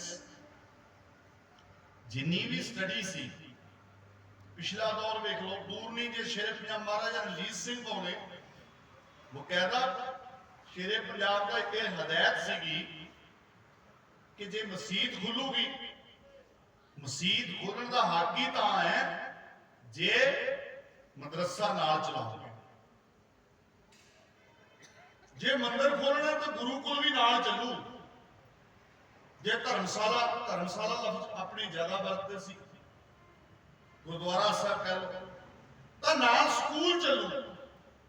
इसका मतलब कि जिहड़े लोग धर्म नाल जुड़े हुए ने वो दुनियावी विद्या नाल भी जुड़ जाण। इस किस्म का माहौल किते टावा मिलूगा कि जिथे धर्म तो टुट के एक वखरी विद्यक अदारा सी, नहीं धर्म ते दुनियावी विद्या। इसे करके एडा जबरदस्त साडा एक बैलेंस सी विद्या ते गुर विद्या का, जिहदे विच यकीन भी भरपूर हुंदा सीगा और साडे जिहड़े कायदे सी वो भी बकायदा गुरबाणी के आधार पर होंदे सी। खालसा राज दे वक्त, खालसा राज के टाइम कायदे गुरबाणी के आधार, जिवें मैं एक दो उदाहरण दे दिना, जिवें ऊड़ा आपां ऊठ पढ़ते हैं, इस तरह की कोशिश हुण भी की कुछ सज्जणा ने। ऊड़ा ऊठ की थां ते ऊड़ा ओंकार भी पढ़ाया जा सकता। तुसीं वेखो कित्थे एक जानवर तक सुरत जानी, कित्थे परमात्मा तक चली गई। आड़ा अख की थां ते आड़ा अरदास भी पढ़ाया जा सकता। एक उदाहरण, ਇਸੇ ਤਰ੍ਹਾਂ ਸ਼ਬਦਾਵਲੀ ਜਿਹੜੀ ਗੁਰਬਾਣੀ ਵਿੱਚ ਸ਼ਬਦ ਹੈ, ਅੱਜ ਬਾਣੀ ਸਮਝਣੀ ਸਾਨੂੰ ਔਖੀ ਕਿਉਂ ਲੱਗ ਰਹੀ ਹੈ? ਕਿਉਂਕਿ ਅਸੀਂ ਗੁਰਬਾਣੀ ਵਾਲੀ ਸ਼ਬਦਾਵਲੀ ਛੱਡ ਚੁੱਕੇ ਹਾਂ। ਮੰਨ ਲਓ ਆਪਾਂ ਕਹਿੰਦੇ ਬਲ, ਜੇ ਉਹਦੀ ਥਾਂ ਤੇ ਕਹਿ ਦਿਆਂ ਸਾਡੇ ਨਾਲ ਲਿਖਿਆ ਹੋਵੇ ਤਾਣ, ਤੇ ਤੁਹਾਨੂੰ ਪੜਨ ਦੀ ਕੋਈ ਔਖਾ ਨਹੀਂ। ਜਦੋਂ ਪੜਾਂਗੇ ਗਾਵੇ ਕੋ ਤਾਣ, ਅੱਛਾ ਕੋਈ ਉਹਦੇ ਬਲ ਨੂੰ ਗਾ ਰਿਹਾ, ਕੋਈ ਬੜਾ ਬਲੀ ਹੈ ਰੱਬ, ਹੋਵੇ ਕਿਸੇ ਤਾਣ, ਉਹਦੇ ਕੋਈ ਬਲ ਲੈਂਦਾ, ਉਸੇ ਦੇ ਬਲ ਨੂੰ ਗਾ ਰਿਹਾ। ਮਤਲਬ ਗੁਰਬਾਣੀ ਵਾਲੀ ਸ਼ਬਦਾਵਲੀ। ਮੈਂ ਫਿਰ ਗੱਲ ਨੇੜੇ ਰੱਖਾਂ, ਯਕੀਨ ਜਿਹੜਾ ਨਾ ਗੁਰੂ ਸਵਾਰਿਓ, ਜਿਹੜਾ ਇਸ ਇਕੱਠ ਦੇ ਵਿੱਚੋਂ ਇੱਕ ਜ਼ਿੰਦਗੀ ਮਿਲਦੀ ਹੈ, ਦੂਜੀ ਬੰਦਗੀ ਮਿਲਦੀ ਹੈ, ਔਰ ਜਿਹੜਾ ਪਰਮਾਤਮਾ ਦੇ ਉੱਤੇ ਯਕੀਨ ਲੈ ਕੇ ਆਉਣਾ ਹੈ, ਉਹ ਅਸੀਂ ਗੁਰੂ ਦੇ ਉੱਤੇ ਪ੍ਰਤੀਤ ਕਰਾਂਗੇ, ਫਿਰ ਹੀ ਯਕੀਨ ਹੋਊਗਾ। ਔਰ ਜਿਹੜੇ ਸ਼ਹੀਦਾਂ ਨੂੰ ਅਸੀਂ ਯਾਦ ਕਰਦੇ ਹਾਂ, ਯਾਦ ਰੱਖਿਓ, ਸ਼ਹੀਦ ਜਿਹੜੇ ਸ਼ਹੀਦਾਂ ਨੂੰ ਅਸੀਂ ਯਾਦ ਕਰਦੇ ਹਾਂ ਅਰਦਾਸ ਦੇ ਵਿੱਚ, ਇਸ ਤੋਂ ਉੱਪਰ ਕੋਈ ਸ਼ਹੀਦ ਨਹੀਂ ਹੈ, ਇਸ ਤੋਂ ਉੱਪਰ ਕੋਈ ਸ਼ਹੀਦ ਨਹੀਂ ਹੈ। ਭਾਵੇਂ ਵੱਖਰੀ ਗੱਲ ਹੈ, ਸਬਜੈਕਟ ਵੀ ਵੱਖਰਾ, ਪਰ ਮੈਂ ਵਿੱਚੋਂ ਹਿੰਟ ਚ ਗੱਲ ਕਰ ਰਿਹਾ। ਅੱਜ ਹਾਲਾਤ ਹੋਰ ਕਿਸਮ ਦੇ, ਕੋਈ ਬੰਦਾ ਨਸ਼ੇ 'ਚ ਵੀ ਮਰ ਗਿਆ, ਉਹਨੂੰ ਵੀ ਸ਼ਹੀਦ ਕਹਿਣ ਲੱਗ ਪਿਆ, ਤਰ੍ਹਾਂ ਤਰ੍ਹਾਂ ਦੇ ਸ਼ਹੀਦ। ਪਰ ਜਿਹੜਾ ਗੁਰਮਤਿ ਨੇ ਸਾਨੂੰ ਪੈਮਾਨਾ ਦਿੱਤਾ, ਉਹਦੇ 'ਚ ਬੜਾ ਸਾਫ਼ ਹੈ, ਜਿਹੜੇ ਅਰਦਾਸ ਦੇ ਸ਼ਹੀਦ ਹੈ ਜਾਂ ਉਸ ਲੈਵਲ ਦੇ ਸ਼ਹੀਦ ਹੈ। ਤਾਂ ਇਹ ਉਹ ਸਾਰੇ, ਇਹ ਕੌਣ ਨੇ? ਜਿਹੜੇ ਗੁਰੂ ਦੇ ਉੱਤੇ ਪ੍ਰਤੀਤ ਰੱਖਣ ਵਾਲੇ, ਯਕੀਨ ਰੱਖਣ ਵਾਲੇ। ਮੈਂ ਇੱਕ ਦੋ ਉਦਾਹਰਨਾਂ ਦੇ ਦਿੰਦਾ ਜੀ, ਯਕੀਨ ਉੱਤੇ ਗੱਲ ਆਪਾਂ ਜ਼ਰੂਰ ਕਰਾਂਗੇ। ਜਾ ਕੇ ਮਨ ਗੁਰ ਕੀ ਪ੍ਰਤੀਤ, ਇੱਕ ਦੋ ਉਦਾਹਰਨਾਂ ਦੇ ਦਿਆਂ, ਫਿਰ ਆਪਾਂ ਗੁਰੂ ਅਰਜਨ ਸਾਹਿਬ ਦੇ ਜੀਵਨ ਚੋਂ ਵੀ ਕੁਝ ਨੁਕਤੇ ਸਮਝਾਂਗੇ। ਯਕੀਨ, ਤੁਸੀਂ ਸਾਖੀਆਂ ਸੁਣੀਆਂ ਹੋਣੀਆਂ, ਮੇਰੀਆਂ ਭੈਣਾਂ, ਮਾਵਾਂ, ਵੀਰ, ਬਜ਼ੁਰਗ, ਅੱਕਿਓ ਨਾ, ਗੱਲ ਧਿਆਨ ਨਾਲ ਸੁਣਿਓ, ਤੁਸੀਂ ਜਵਾਬ ਦੇ ਦਿਓ। ਯਕਰੀਆ ਖਾਨ ਨੇ ਭਾਈ ਤਾਰੂ ਸਿੰਘ ਨੂੰ ਕਿਹਾ, ਕੇਸ ਕਟਾ ਦਿਓ ਜਾਂ ਫਿਰ ਖੋਪਰ ਲਹਾ। ਕੀ ਕਿਹਾ ਜੀ? ਕੇਸ ਕਟਾ ਦਿਓ ਜਾਂ ਫਿਰ, ਉੱਚੀ ਬੋਲਿਓ ਜੀ। ਅੱਛਾ, ਲੌਜਿਕ, ਦਿਮਾਗ ਕੀ ਕਹਿੰਦਾ? ਮੇਰਾ, ਤੁਹਾਡਾ, ਸੱਚੀ ਗੱਲ ਦੱਸਿਓ। ਮੰਨ ਲਓ ਅੱਜ ਸਾਨੂੰ ਕੋਈ ਕਹੇ, ਇਹਨੂੰ ਗੱਲ ਨੂੰ ਧਿਆਨ ਨਾਲ ਸੁਣਿਓ, ਸਾਨੂੰ ਕੋਈ ਕਹੇ ਵੀ ਕੇਸ ਕਟਾਉਣੇ ਹੈ, ਨਹੀਂ ਤੇਰਾ ਖੋਪਰ ਲਾਹਾਂਗੇ, ਦਿਮਾਗ ਕੀ ਕਹਿੰਦਾ? ਸੱਚੇ ਪਾਤਸ਼ਾਹ ਦੀ ਹਜ਼ੂਰੀ 'ਚ ਬੈਠ ਕੇ ਮੈਂ ਆਪਣੇ ਦਿਮਾਗ ਦੀ ਗੱਲ ਦੱਸਾਂ, ਤੁਸੀਂ ਸੋਚੋ। ਦਿਮਾਗ ਇਹ ਕਹਿੰਦਾ ਵੀ ਇਹ ਕੇਸ ਕਟਾ ਵੀ ਦਈਏ, ਦੁਬਾਰਾ ਫੇਰ ਆਏ ਕਿ ਨਹੀਂ ਆਉਂਦੇ? ਜਿਹੜੇ ਭੈਣ ਭਰਾ ਕੇਸ ਕਟਾਉਂਦੇ ਆ, ਸਾਰੀ ਸਾਰੀ ਉਮਰ ਉਹਨਾਂ ਦੇ ਕੇਸ ਦੁਬਾਰਾ ਆਉਂਦੇ ਆ ਕਿ ਨਹੀਂ ਆਉਂਦੇ? ਬਜ਼ੁਰਗੋ ਬੋਲੋ ਜੀ। ਆਉਂਦੇ ਆ। ਅੱਛਾ, ਜੇ ਖੋਪਰ ਲਹਾ ਦਿੱਤਾ ਜਾਵੇ, ਦੁਬਾਰਾ ਆਉ? ਹਾਂਜੀ। ਜੇ ਦਿਮਾਗ ਦੇ ਲੈਵਲ ਦੀ ਗੱਲ ਹੈ, ਤੁਸੀਂ ਸੱਚੀ ਗੱਲ ਦੱਸੋ, ਦਿਮਾਗੀ ਲੈਵਲ ਤੇ ਜਿਉਣ ਵਾਲਾ ਬੰਦਾ, ਲੌਜਿਕ ਵਾਲਾ ਬੰਦਾ ਕੇਸ ਕਟਾਊਗਾ ਜਾਂ ਖੋਪਰ ਲਾਊਗਾ? ਹਾਂਜੀ, ਕਿਵੇਂ ਤੁਹਾਨੂੰ ਸਮਝ ਆ ਰਿਹਾ? ਦੱਸਿਓ ਕਿਰਪਾ। ਜਿਹੜਾ ਇਕੱਲਾ ਲੌਜਿਕ ਨਾਲ ਸੋਚਦਾ ਉਹ ਕੇਸ ਕਟਾਊ, ਖੋਪਰ ਲਾਊ? ਕੇਸ ਕਟਾਊ, ਦੁਬਾਰੇ ਆ ਜਾਣਗੇ। ਹੁਣ ਭਾਈ ਤਾਰੂ ਸਿੰਘ ਜਿਹੜਾ ਕੇਸ ਨਹੀਂ ਕਟਾ ਰਿਹਾ, ਖੋਪਰ ਲਹਾ ਰਿਹਾ, ਇਹ ਕਿਹਦੇ ਆਸਰੇ ਲਹਾ ਰਿਹਾ? ਗੁਰੂ ਦੇ ਓਟ ਆਸਰੇ। ਬਸ ਮੇਰੇ ਗੁਰੂ ਨੇ ਕਿਹਾ ਨਾ ਕੇਸ ਨਹੀਂ ਕਟਾਉਣੇ ਤੇ ਨਹੀਂ ਕਟਾਉਣੇ, ਉਹ ਕਹਿੰਦਾ ਖੋਪਰ ਲਹਾ ਲੈ। ਕਹਿੰਦਾ ਮੇਰੇ ਗੁਰੂ ਨੇ ਖੋਪਰ ਲਾਉਣ ਤੋਂ ਰੋਕਿਆ ਹੀ ਨਹੀਂ ਹੋਇਆ, ਲਹਾ ਲੈਣੇ ਅਸੀਂ ਬੈਠ ਕੇ। ਕੇਸ ਕਟਾਉਣੇ ਆ ਕਿ ਬੰਦ ਕਟਾਉਣੇ? ਭਾਈ ਮਨੀ ਸਿੰਘ ਨੂੰ ਕਿਹਾ। ਸਾਰੇ ਸਿੱਖਾਂ ਸ਼ਹੀਦਾਂ ਕੋਲੇ ਇਹੀ ਮੰਗ ਹੁੰਦੀ ਸੀ ਪਹਿਲੀ, ਕਿਉਂਕਿ ਕੇਸ ਸਿੱਖੀ ਦੀ ਮੁੱਢਲੀ ਨਿਸ਼ਾਨੀ ਹੈ। ਭਾਈ ਮਨੀ ਸਿੰਘ ਨੂੰ ਕੀ ਕਿਹਾ? ਕੇਸ ਕਟਾਉਣੇ ਆ ਕਿ ਬੰਦ ਕਟਾਉਣੇ? ਕੀ ਜਵਾਬ ਸੀ? ਕਹਿੰਦੇ ਬੰਦ ਕਟਾਉਣੇ। ਕੇਸ ਦੁਬਾਰਾ ਆ ਜਾਣਗੇ? ਕਹਿੰਦਾ ਨਹੀਂ, ਜੋ ਜੀ ਬੰਦ ਕੱਟਣ ਲੱਗੇ, ਗੁੱਟ ਤੇ ਮਾਰਨ ਲੱਗੇ ਸੀ, ਕਹਿੰਦੇ ਨਹੀਂ, ਅੰਗੁਲੀ ਦੇ ਪਹਿਲੇ ਪੁੱਠ ਤੋਂ ਲੱਗ। ਕੇਸ ਨਹੀਂ ਕਟਾ ਰਿਹਾ, ਬੰਦ ਕਟਾ ਰਿਹਾ। ਇਹ ਲੌਜਿਕ ਨਾਲ ਕਟਾ ਰਿਹਾ, ਮੈਨੂੰ ਸਮਝਾ ਸਕਦਾ ਕੋਈ ਵੀ? ਕਿਹਦੇ ਆਸਰਾ? ਗੁਰੂ ਤੇ ਯਕੀਨ। ਬਸ ਮੇਰੇ ਗੁਰੂ ਨੇ ਕਿਹਾ ਨਾ ਕੇਸ ਨਹੀਂ ਕਟਾਉਣੇ। ਗੁਰੂ ਅਰਜਨ ਸਾਹਿਬ ਮਹਾਰਾਜ ਨੇ ਵੀ 3 ਉਪਦੇਸ਼ ਖਾਸ ਤੌਰ ਤੇ ਦਿੱਤੇ ਸੀ। ਕੇਸ ਨਹੀਂ ਕਟਾਉਣੇ, ਤੰਬਾਕੂ ਨਹੀਂ ਵਰਤਣਾ, ਟੋਪੀ ਨਹੀਂ ਪਹਿਨਣੀ। ਇਹ ਸਤਿਗੁਰੂ ਸਾਹਿਬ ਉਹੀ ਸਿੱਖਿਆਵਾਂ ਜਿਹੜੀਆਂ ਗੁਰੂ ਨਾਨਕ ਸਾਹਿਬ ਨੇ ਬਖਸ਼ੀਆਂ, ਅੱਗੇ ਗੁਰੂ ਮਹਾਰਾਜ ਨੇ ਇਹ ਰਹਿਮਤਾਂ ਕੀਤੀ। ਕੇਸ ਨਹੀਂ ਘਟਾਉਣੇ ਜਦ ਤੱਕ ਤੁਸੀਂ ਇਹਨੂੰ ਅੰਦਰ ਲੈ ਕੇ ਜਾਓ ਗੱਲ ਨੂੰ ਵੀ ਗੱਲ ਕੀ ਹੈ। ਕੇਸ ਘਟਾ ਲੈ ਕੁਛ ਨਹੀਂ ਕਹਿੰਦੇ, ਸਹੂਲਤਾਂ ਮਿਲਣਗੀਆਂ, ਸੁੱਖ ਆਰਾਮ ਮौज ਮਸਤੀ ਆਨੰਦ ਜੋ ਕੁਝ ਚਾਹੀਦਾ। ਬੰਦ ਕੱਟਾਂਗੇ ਨਹੀਂ, ਕਹਿੰਦਾ ਨਹੀਂ ਨਹੀਂ ਕੇਸ ਨਹੀਂ ਮੈਂ ਘਟਾਉਣੇ। ਅੱਛਾ ਬੰਦ ਕਟਾ ਲੈ, ਕਿਉਂਕਿ ਮੈਨੂੰ ਮੇਰੇ ਗੁਰੂ ਨੇ ਬੰਦ ਕਟਾਉਣ ਤੋਂ ਤਾਂ ਰੋਕਿਆ ਨਹੀਂ ਨਾ। ਬੰਦ ਕਟਾਉਂਗਾ, ਕੇਸ ਨਹੀਂ ਘਟਾਉਂਗਾ। ਇਹ ਯਕੀਨ ਦੇ ਆਸਰੇ ਹੈ। ਇੱਕ ਨਹੀਂ ਸਵੇਰ ਹੋ ਜਾਓ ਤੁਸੀਂ ਗਿਣੀ ਜਾਓ, ਸਾਰਾ ਟੋਟਲੀ ਕੰਮ ਜਿਹੜਾ ਉਹ ਯਕੀਨ ਦੇ ਉੱਤੇ ਹੈ। ਅੱਜ ਅਸੀਂ ਰੁੜ ਰਹੇ ਹਾਂ, ਬਰਬਾਦ ਹੋ ਰਹੇ ਹਾਂ, ਕਿਉਂਕਿ ਸਾਡਾ ਯਕੀਨ ਟੁੱਟ ਰਿਹਾ ਹੈ। ਜਿਹੜੀਆਂ ਸੱਟਾਂ ਸਾਡੀ ਸੁਰਤ ਤੇ ਮੀਡੀਆ ਦੇ ਰਾਹੀਂ ਆਧੁਨਿਕ ਚਮਕ ਆਧੁਨਿਕ ਪਦਾਰਥਵਾਦ ਨਾਲ ਜਿਹੜੀਆਂ ਸੱਟਾਂ ਸਾਡੀ ਸੁਰਤ ਤੇ ਚਿਪ ਪਾਏ ਜਾ ਰਹੇ ਆ, ਉਹ ਸੁਰਤ ਸ਼ਬਦ ਗੁਰੂ ਦੀ ਗੋਦੀ 'ਚ ਬੈਠਣ ਜੋਗੀ ਹੋਈ ਨਹੀਂ, ਚਿਪੀ ਹੋਈ ਪਈ ਹੈ ਪਦਾਰਥਵਾਦ ਦੀਆਂ ਵਿਸ਼ੇ ਉਹ ਸੱਟਾਂ ਨਾਲ, ਉਹ ਬੈਠਣ ਜੋਗੀ। ਇਸ ਲਈ ਇੱਕ ਦੋ ਹੋਰ ਉਦਾਹਰਨਾਂ ਦੇ ਦਿਆਂ। ਗੁਰੂ ਸਵਾਰਿਓ ਨੋਟ ਕਰਿਓ, ਤੁਹਾਨੂੰ ਸਭ ਨੂੰ ਪਤਾ ਹੈ ਕਿ ਧੰਨ ਗੁਰੂ ਗੋਬਿੰਦ ਸਿੰਘ ਸਾਹਿਬ ਪਿਤਾ ਜੀ ਨੂੰ ਇਹ ਗੱਲ ਕਹਿੰਦਾ ਸੀ ਡੱਲਾ, ਜਿਹੜੇ ਬਾਬਾ ਡੱਲ ਸਿੰਘ ਜੀ ਬਾਅਦ ਚ ਬਣਦੇ ਆ, ਦਮਦਮਾ ਸਾਹਿਬ ਜਿਨ੍ਹਾਂ ਦਾ ਮਕਾਨ ਵੀ ਹੈ। ਉਹ ਕਹਿੰਦਾ ਸੀ ਮਹਾਰਾਜ ਮੇਰੇ ਕੋਲ ਫੌਜਾਂ ਬਹੁਤ ਨੇ, ਮੈਨੂੰ ਦੱਸ ਦੇਣਾ ਸੀ, ਤੁਹਾਡਾ ਨੁਕਸਾਨ ਬਹੁਤ ਹੋ ਗਿਆ। ਪਤਾ ਨਾ ਸਾਖੀ ਦਾ, ਪਤਾ ਕਿ ਨਹੀਂ ਨੌਜਵਾਨ ਮੇਰੇ ਭਰਾਵੋ, ਖਾਸ ਤੌਰ ਤੇ ਵੀਰ ਬਣ ਕੇ ਸੁਣਿਓ। ਤੁਸੀਂ ਵੀਰ ਦੀਪ ਸਿੱਧੂ ਦੀ ਗੱਲ ਬੜੀ ਸੁਣਦੇ ਹੋ ਨਾ, ਯਕੀਨ ਦੀ ਗੱਲ ਬੜੀ ਕਰਦਾ ਸੀ, ਤੇ ਯਕੀਨ ਵਾਲੀ ਗੱਲ ਹੀ ਮੈਂ ਥੋੜੀ ਜੀ ਸਾਂਝੀ ਕਰ ਲਈ। ਯਕੀਨ ਹੁਣ ਉਹ ਕਹਿੰਦਾ ਜੀ ਮੈਨੂੰ ਦੱਸਣਾ ਸੀਗਾ, ਤੁਸੀਂ ਫੌਜਾਂ ਬਹੁਤ ਨੇ, ਕਲਗੀਧਰ ਪਾਤਸ਼ਾਹ ਕੋਲ ਇੱਕ ਬੰਦੂਕ ਆਈ ਆ। ਹੁਣ ਮਹਾਰਾਜ ਕਹਿੰਦੇ ਡੱਲੇ ਨੂੰ ਵੀ ਐਂ ਕਰ, ਤੇਰੇ ਕੋਲ ਫੌਜਾਂ ਬਹੁਤ ਨੇ, ਸਾਰੀਆਂ ਨਹੀਂ ਚਾਹੀਦੀਆਂ, ਬੰਦਾ ਇੱਕ ਚਾਹੀਦਾ, ਨਿਸ਼ਾਨਾ ਰੱਖਣਾ। ਹਾਂਜੀ ਕੀ ਪਰਖਣਾ? ਨਿਸ਼ਾਨਾ ਪਰਖਣਾ। ਕੀ ਹੋ ਰਿਹਾ ਉੱਥੇ? ਜਿਹਨੂੰ ਪੁੱਛਿਆ ਜਾ ਰਿਹਾ ਵੀ ਗੁਰੂ ਗੋਬਿੰਦ ਸਿੰਘ, ਪਹਿਲਾਂ ਤਾਂ ਹੁਕਮਾਂ ਕਰਦਾ ਕਿ ਗੁਰੂ ਗੋਬਿੰਦ ਸਿੰਘ ਫਲਾਣੇ ਉਹ ਜਿਹੜੇ ਖੁਦ ਮਾਲਕ ਨੇ।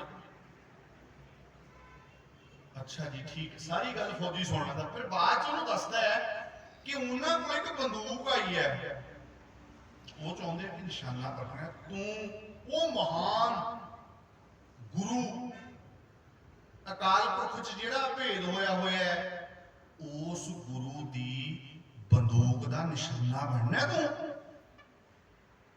ਕਹਿੰਦਾ ਇਹ ਕੀ ਗੱਲ ਬਣੀ?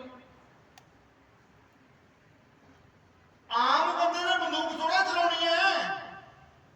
ਫੌਜੀਆਂ ਨੂੰ ਦੱਸਿਆ ਜਾ ਰਿਹਾ ਉਹ ਬੰਦੂਕ ਦਾ ਘੋੜਾ ਗੁਰੂ ਗੋਬਿੰਦ ਸਿੰਘ ਨੇ ਦੱਬਣਾ। ਉਹ ਦਿਮਾਗ ਨਾਲ ਸੋਚ ਰਿਹਾ ਫੌਜੀ, ਤੇ ਘੋੜਾ ਗੁਰੂ ਗੋਬਿੰਦ ਸਿੰਘ ਦੱਬੇ, ਭਾਵੇਂ ਕੋਈ ਨਿਕਲ ਨਹੀਂ ਤਾਂ ਆਗਿਆ ਉਹਦੇ ਚੋਂ ਹੋਊ ਤਾਂ ਮੌਤ। ਤੁਸੀਂ ਦੇਖੋ ਕਿ ਇੰਨੀਆਂ ਫੌਜਾਂ ਚੋਂ ਇੱਕ ਬੰਦਾ ਤਿਆਰ ਹੋਇਆ। ਦਿਮਾਗ ਕਿੱਥੇ ਤਿਆਰ ਹੋਣ ਦਿੰਦਾ? ਨਾ ਮੈਨੂੰ ਹੋਣ ਦੇ ਵੀ ਨਾ ਤੁਹਾਨੂੰ। ਇਹ ਰਾਹ ਚੰਗਾ ਕੰਮ ਹੈ, ਠੀਕ ਹੈ, ਲੜਾਈ ਦੇ ਭੇਜ ਦੋ ਤਾਂ ਹੋ ਜੂ, ਆਮਣੇ ਸਾਹਮਣੇ ਬਚ ਵੀ ਸਕਦੇ, ਮਰ ਜਾਗੇ, ਮਾਰ ਦਾਂਗੇ, ਗੱਲ ਹੋ ਗਈ। ਪਰ ਆਹ ਕੀ ਬੰਦੂਕ ਦਾ ਨਿਸ਼ਾਨਾ? ਕੋਈ ਹੋਰ ਚੀਜ਼ ਰੱਖ ਲੈ। ਦਿਮਾਗ ਇਹ ਕਹਿੰਦਾ ਤੁਹਾਡਾ ਵੀ ਮੇਰਾ ਵੀ, ਬੰਦੇ ਤੇ ਪਰਖਣਾ ਨਿਸ਼ਾਨਾ ਕੋਈ ਹੋਰ ਚੀਜ਼ ਰੱਖ ਲੋ। ਹੋਰ ਕਿਹੜਾ ਨਿਸ਼ਾਨੇ ਦੀ ਪ੍ਰੈਕਟਿਸ ਹੁੰਦੀ ਨਹੀਂ? ਇਹ ਚੰਗੀ ਪ੍ਰੈਕਟਿਸ ਕਰ ਰਹੇ ਹੋ ਤੁਸੀਂ। ਕੀ ਕੁਝ ਕਹਿੰਦੇ ਹੁਣੇ ਗੁਰੂ ਗੋਬਿੰਦ ਸਿੰਘ ਨੂੰ, ਸੋਚ ਕੇ ਦੇਖੋ। ਹੁਣ ਇਹੀ ਆਵਾਜ਼ ਦੋ ਸਿੱਖਾਂ ਦੇ ਕੰਨੀ ਪੈ ਗਈ, ਬਾਬਾ ਵੀਰ ਸਿੰਘ ਤੇ ਧੀਰ ਸਿੰਘ। ਮਹਾਰਾਜ ਕਹਿੰਦੇ ਨਿਸ਼ਾਨਾ ਪਰਖਣਾ ਸਾਡੇ ਸਿੱਖਾਂ ਨੂੰ, ਜਾ ਕੇ ਕਹੋ। ਉਹ ਭੱਜੇ ਆਉਂਦੇ ਆ ਬੂਕੜੀ ਇੱਕ ਦੂਜੇ ਤੋਂ ਅੱਗੇ। ਕਹਿੰਦਾ ਜੀ ਨਹੀਂ ਮੈਨੂੰ ਪਹਿਲਾਂ ਆਵਾਜ਼ ਸੁਣੀ ਹੈ, ਤੁਹਾਡੀ ਗੋਲੀ ਦਾ ਹੱਕਦਾਰ ਮੈਂ, ਸਰੋਪੇ ਦਾ ਨਹੀਂ, ਗੋਲੀ ਦਾ, ਗੋਲੀ ਦਾ ਹੱਕਦਾਰ ਮੈਂ ਆ। ਦੂਜਾ ਕਹਿੰਦਾ ਪਾਤਸ਼ਾਹ ਨਹੀਂ, ਮੇਰੇ ਤੇ ਕਿਰਪਾ ਕਰੋ, ਮੇਰਾ ਇਹ ਜਿਹੜਾ ਸਰੀਰ ਹੈ ਉਹ ਲੱਗਣਾ ਚਾਹੀਦਾ ਤੁਹਾਡੇ। ਗੋਲੀ ਸਾਹਮਣੇ ਬੰਦੇ ਖੜੇ। ਹੁਣ ਜੇ ਬੌਧਿਕ ਲੈਵਲ ਤੇ ਸੋਚਾਂਗੇ ਤੇ ਗੋਲੀ ਨੇ ਤਾਂ ਮੌਤ ਦੇਣੀ ਹੈ, ਪਰ ਬਾਬਾ ਵੀਰ ਸਿੰਘ ਤੇ ਧੀਰ ਸਿੰਘ ਸੋਚਦੇ ਆ ਇਹ ਮੌਤ ਵਿੱਚੋਂ ਜਿਹੜਾ ਸਾਨੂੰ ਜੀਵਨ ਮਿਲਣਾ ਨਾ, ਉਸ ਜੀਵਨ ਦਾ ਕਦੇ ਅੰਤ ਹੋਣਾ ਹੀ ਨਹੀਂ। ਹੁਣ ਜੇ ਮੈਨੂੰ ਤੁਹਾਨੂੰ ਸਭ ਨੂੰ ਕੋਈ ਕਹੇ ਵੀ ਉਸ ਜੀਵਨ ਦੀ ਵਿਆਖਿਆ ਕਰੋ ਜਿਹੜਾ ਗੁਰੂ ਗੋਬਿੰਦ ਸਿੰਘ ਦੀ ਗੋਲੀ ਨਾਲ ਜਿਹੜਾ ਅੰਤ ਹੋਣਾ ਸੀਗਾ, ਉਹਦੇ ਵਿੱਚੋਂ ਜਿਹੜਾ ਜੀਵਨ ਮਿਲਣਾ ਸੀ, ਉਹਦੀ ਵਿਆਖਿਆ ਦਿਓ। ਉਹਦੀ ਵਿਆਖਿਆ ਕੌਣ ਦੇ ਸਕਦਾ? ਉਹਦੀ ਕੀ ਵਿਆਖਿਆ ਦੀ ਹੈ? ਇਸ ਲਈ ਉਹ ਸਤਿਗੁਰੂ ਦੀ ਮੌਜ ਹੈ ਕਿ ਸਤਿਗੁਰੂ ਨੇ ਨਿਸ਼ਾਨਾ ਦੋਨਾਂ ਦੇ ਉੱਪਰੋਂ ਦੀ ਕੱਢ ਦਿੱਤਾ। ਹੁਣ ਇਹ ਮੇਰੀ ਬੇਨਤੀ ਜਿਹੜੀ ਮੈਂ ਤੁਸੀਂ ਨੇ ਗੋਲੀ ਦੇ ਸਾਹਮਣੇ ਇਦਾਂ ਖੜਨਾ, ਪੂਰਾ ਸਿੱਖ ਇਤਿਹਾਸ ਯਾਦ ਰੱਖਿਓ, ਯਕੀਨ ਦੇ ਉੱਤੇ ਵੱਡੀਆਂ ਵੱਡੀਆਂ ਗੱਲਾਂ। ਚਮਕੌਰ ਦੀ ਗੜੀ ਹੈ ਜੀ, ਮੈਂ ਕੋਈ ਸਾਖੀ ਨਹੀਂ ਸੁਣਾ ਰਿਹਾ, ਤੁਹਾਨੂੰ ਪਤਾ ਹੈ ਸਾਰੀ ਗੱਲ ਦਾ, ਪਰ ਇਹਦੇ ਵਿੱਚ ਦੇਖੋ ਜਿਹੜਾ ਤੱਤ ਪੁਆਇੰਟ ਹੈ ਉਹ ਕੀ ਹੈ, ਉਹ ਯਕੀਨ ਹੈ। ਚਮਕੌਰ ਦੀ ਗੜੀ ਕਿੰਨੀਆਂ ਫੌਜਾਂ ਆਈਆਂ ਘੇਰਨ ਵਾਸਤੇ। ਔਰੰਗਜ਼ੇਬ ਦਾ ਫੌਜਦਾਰ ਜ਼ਬਰਦਸਤ ਖਾਨ ਆਪਣੀਆਂ ਫੌਜਾਂ ਲੈ ਕੇ ਆਇਆ, ਸਰਹੰਦ ਦਾ ਸੂਬੇਦਾਰ ਵਜ਼ੀਰ ਖਾਨ ਆਪਣੀਆਂ ਫੌਜਾਂ ਲੈ ਕੇ ਆਇਆ, ਮੁਰਿੰਡੇ ਵਾਲੇ ਜਾਨੀ ਖਾਨ ਮਾਨੀ ਖਾਨ ਆਪਣੀਆਂ ਫੌਜਾਂ ਲੈ ਕੇ ਆਏ, ਕਸ਼ਮੀਰ ਦਾ ਸੂਬੇਦਾਰ ਆਪਣੀਆਂ ਫੌਜਾਂ ਲੈ ਕੇ ਆਇਆ, ਲਾਹੌਰ ਦਾ ਸੂਬੇਦਾਰ ਆਪਣੀਆਂ ਫੌਜਾਂ ਲੈ ਕੇ ਆਇਆ, ਮਲੇਰਕੋਟਲੇ ਵਾਲਾ ਸ਼ੇਰ ਮੁਹੰਮਦ ਖਾਨ, ਉਹਦਾ ਦੂਜਾ ਭਰਾ ਨਸਰ ਅਲੀ ਖਾਨ, ਦੂਜਾ ਭਰਾ ਨਾਰ ਖਾਨ, ਤੀਜਾ ਭਰਾ ख्वाजा खिजर खान, ਉਹਦਾ ਭਤੀਜਾ ਨਸਰ ਅਲੀ ਖਾਨ, ਉਹਦਾ ਭਤੀਜਾ, ਉਹਨਾਂ ਦਾ ਪੂਰਾ ਖਾਨਦਾਨ। ਚਲੋ ਗੱਲ ਨਿਬੇੜੋ ਆਪਾਂ। ਪਹਾੜੀ ਰਾਜੇ ਗੁੱਜਰ ਰੰਗੜ 10 ਲੱਖ ਦਾ ਘੇਰਾ ਕਹਿੰਦੇ ਨੇ, ਲੱਖਾਂ ਦੀ ਫੌਜ। ਚਮਕੌਰ ਦੀ ਗੜੀ ਨੂੰ ਘੇਰਨ ਵਾਲੇ ਕਿੰਨੇ ਫੌਜੀ ਹੈ ਜੀ, ਬੋਲਿਓ ਕਿਰਪਾ ਕਰਕੇ। 10 ਲੱਖ, ਲੱਖਾਂ ਦੀ ਫੌਜ। ਅੱਛਾ ਮੈਨੂੰ ਐਂ ਦੱਸੋ ਜੀ, ਲੱਖਾਂ ਦੇ ਸਾਹਮਣੇ ਖੜੇ ਕਿੰਨੇ ਆ, ਬੋਲਿਓ ਕਿਰਪਾ ਕਰਕੇ, ਕਿੰਨੇ ਨੇ? 40। ਅੱਛਾ ਜੀ ਇਮਾਨਦਾਰੀ ਨਾਲ ਦੱਸੋ, 40 ਬੰਦਿਆਂ ਦਾ ਹੌਸਲਾ ਕਿਵੇਂ ਪੈ ਗਿਆ? 10 ਲੱਖ ਸਾਹਮਣੇ 40 ਖੜੇ ਆ। ਬਹਾਦਰ ਸੀ 40, ਇਸ ਕਰਕੇ ਹੌਸਲਾ ਪੈ ਗਿਆ। 80 ਦਾ ਮੁਕਾਬਲਾ ਕਰ ਲੈਂਦੇ, 100 ਬਹੁਤ ਹੁੰਦਾ ਬੰਦਾ, ਚੱਲ ਬਾਲੇ ਬਹਾਦਰ ਹੈ, 200 ਹੋ 40 ਕੋਈ ਮਾੜਾ ਮੋਟਾ ਤਾਂ। ਉਹ ਲੱਖਾਂ ਸਾਹਮਣੇ ਜਿਹੜੇ 40 ਖੜ ਗਏ, ਉਹ ਕਿਹੜੀ ਕੈਲਕੂਲੇਸ਼ਨ ਨਾਲ ਖੜ ਗਏ, ਕਿਹੜੇ ਕੈਲਕੂਲੇਟਰ ਨਾਲ ਅੰਦਾਜ਼ੇ ਲਾ ਕੇ ਖੜ ਗਏ, ਕਿਹੜੇ ਬੌਧਿਕ ਲੈਵਲ ਨਾਲ ਖੜ ਗਏ, ਕਿਹੜੇ ਲੌਜਿਕ ਨਾਲ ਖੜ ਗਏ? ਸਭ ਕੁਝ ਫੇਲ ਹੋ ਗਿਆ, ਸਿਰਫ ਗੁਰੂ ਦੇ ਯਕੀਨ ਉੱਤੇ ਖੜ ਗਏ। ਬਸ ਜਾ ਕੇ ਮਨ ਗੁਰ ਕੀ ਪ੍ਰਤੀਤ, ਗੁਰੂ ਵੱਲੋਂ ਲੜ ਰਹੀਆਂ ਨਾ, ਸ਼ਹੀਦੀਆਂ ਪਾਵਾਂਗੇ, ਗੁਰੂ ਦੀਆਂ ਖੁਸ਼ੀਆਂ ਮਾਣਾਂਗੇ। ਸ਼ਹੀਦੀ ਪਾਉਣ ਦਾ ਮਤਲਬ ਤਾਂ ਇਹ ਡੁੱਲੂਗਾ ਤਾਂ ਖੂਨ, ਖੂਨ ਡੁੱਲਣਾ ਧਰਤੀ ਤੇ। ਤੁਸੀਂ ਦੇਖੋ, ਸੋ ਇਹ ਟੋਟਲੀ ਜਿਹੜਾ ਕੰਮ ਹੈ ਯਕੀਨ ਦਾ ਹੈ। ਅੱਜ ਮੈਂ ਹੱਥ ਬੰਨ ਕੇ ਬੇਨਤੀ ਕਰਾਂਗਾ ਕਿ ਆਪਾਂ ਪੂਰਾ ਜ਼ੋਰ ਲਾਈਏ ਕਿ ਸਾਡਾ ਉਹੀ ਅਕੀਦਾ ਜਿਹੜਾ ਆਪਣੇ ਗੁਰੂ ਪ੍ਰਤੀ ਆਪਣੀ ਸੁਰਤ ਵਿੱਚ ਬਣੇ।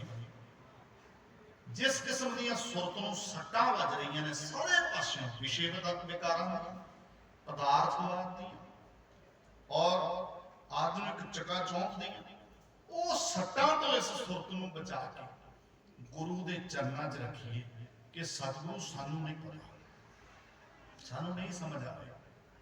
ਇੱਕ ਤਾਂ ਇਹ ਭੁਲੇਖਾ ਪਿਆ ਵੀ ਬੰਦਾ ਆਪਣੇ ਦਿਮਾਗ ਨੂੰ ਅੰਤਮ ਸੱਚ ਮਿੱਥਦਾ ਨਾ, ਇਹ ਬਿਲਕੁਲ ਗਲਤ। ਸੋ ਇਸ ਲਈ ਇੱਥੋਂ ਤੱਕ ਆਪਾਂ ਥੋੜੀ ਜਿਹੀ ਜਿਹੜੀ ਗੱਲ ਕੀਤੀ ਹੈ ਕਿ ਜਿਹੜੇ ਇਹ ਇਕੱਠ ਨੇ ਇਹ ਹੋਣੇ ਕਿਉਂ ਜ਼ਰੂਰੀ ਨੇ, ਕਿਉਂਕਿ ਇੱਥੇ ਗੁਰੂ ਦੇ ਉੱਤੇ ਯਕੀਨ ਵਾਲੀ ਜਿਹੜੀ ਪ੍ਰੈਕਟਿਸ ਹੈ ਉਹ ਹੋਣੀ ਹੈ। ਔਰ ਜਦੋਂ ਗੁਰੂ ਦੇ ਉੱਤੇ ਯਕੀਨ ਹੁੰਦਾ ਹੈ ਫਿਰ ਇਸ ਤੋਂ ਬਾਅਦ ਅਗਲੀ ਗੱਲ ਸ਼ੁਰੂ ਹੁੰਦੀ ਹੈ, ਕਿਉਂਕਿ ਰੱਬ ਦੇ ਉੱਤੇ ਯਕੀਨ ਕਰਨਾ ਹੈ ਪਰ ਸਾਡਾ ਤਜਰਬਾ ਕੋਈ ਨਹੀਂ। ਅਸੀਂ ਇਸ ਕਰਕੇ ਯਕੀਨ ਕਰਨੇ ਆ, ਸਾਡੇ ਗੁਰੂ ਨੇ ਦੱਸਿਆ ਬਈ, ਬਸ ਨਿਬੜ ਗਈ ਗੱਲ। ਸਾਡੇ ਗੁਰੂ ਨੇ ਕਿਹਾ, ਆਪਾਂ ਪੜ੍ਹਿਆ ਸੀ, ਆਦਿ ਸੱਚ ਜੁਗਾਦ ਸੱਚ ਹੈ ਵੀ ਸੱਚ ਨਾਨਕ ਹੋਸੀ। ਬਸ ਗੁਰੂ ਨੇ ਦੱਸਿਆ ਤੇ ਹਾਂ ਹੈ, ਤਜਰਬਾ ਕੋਈ ਨਹੀਂ ਹੈ।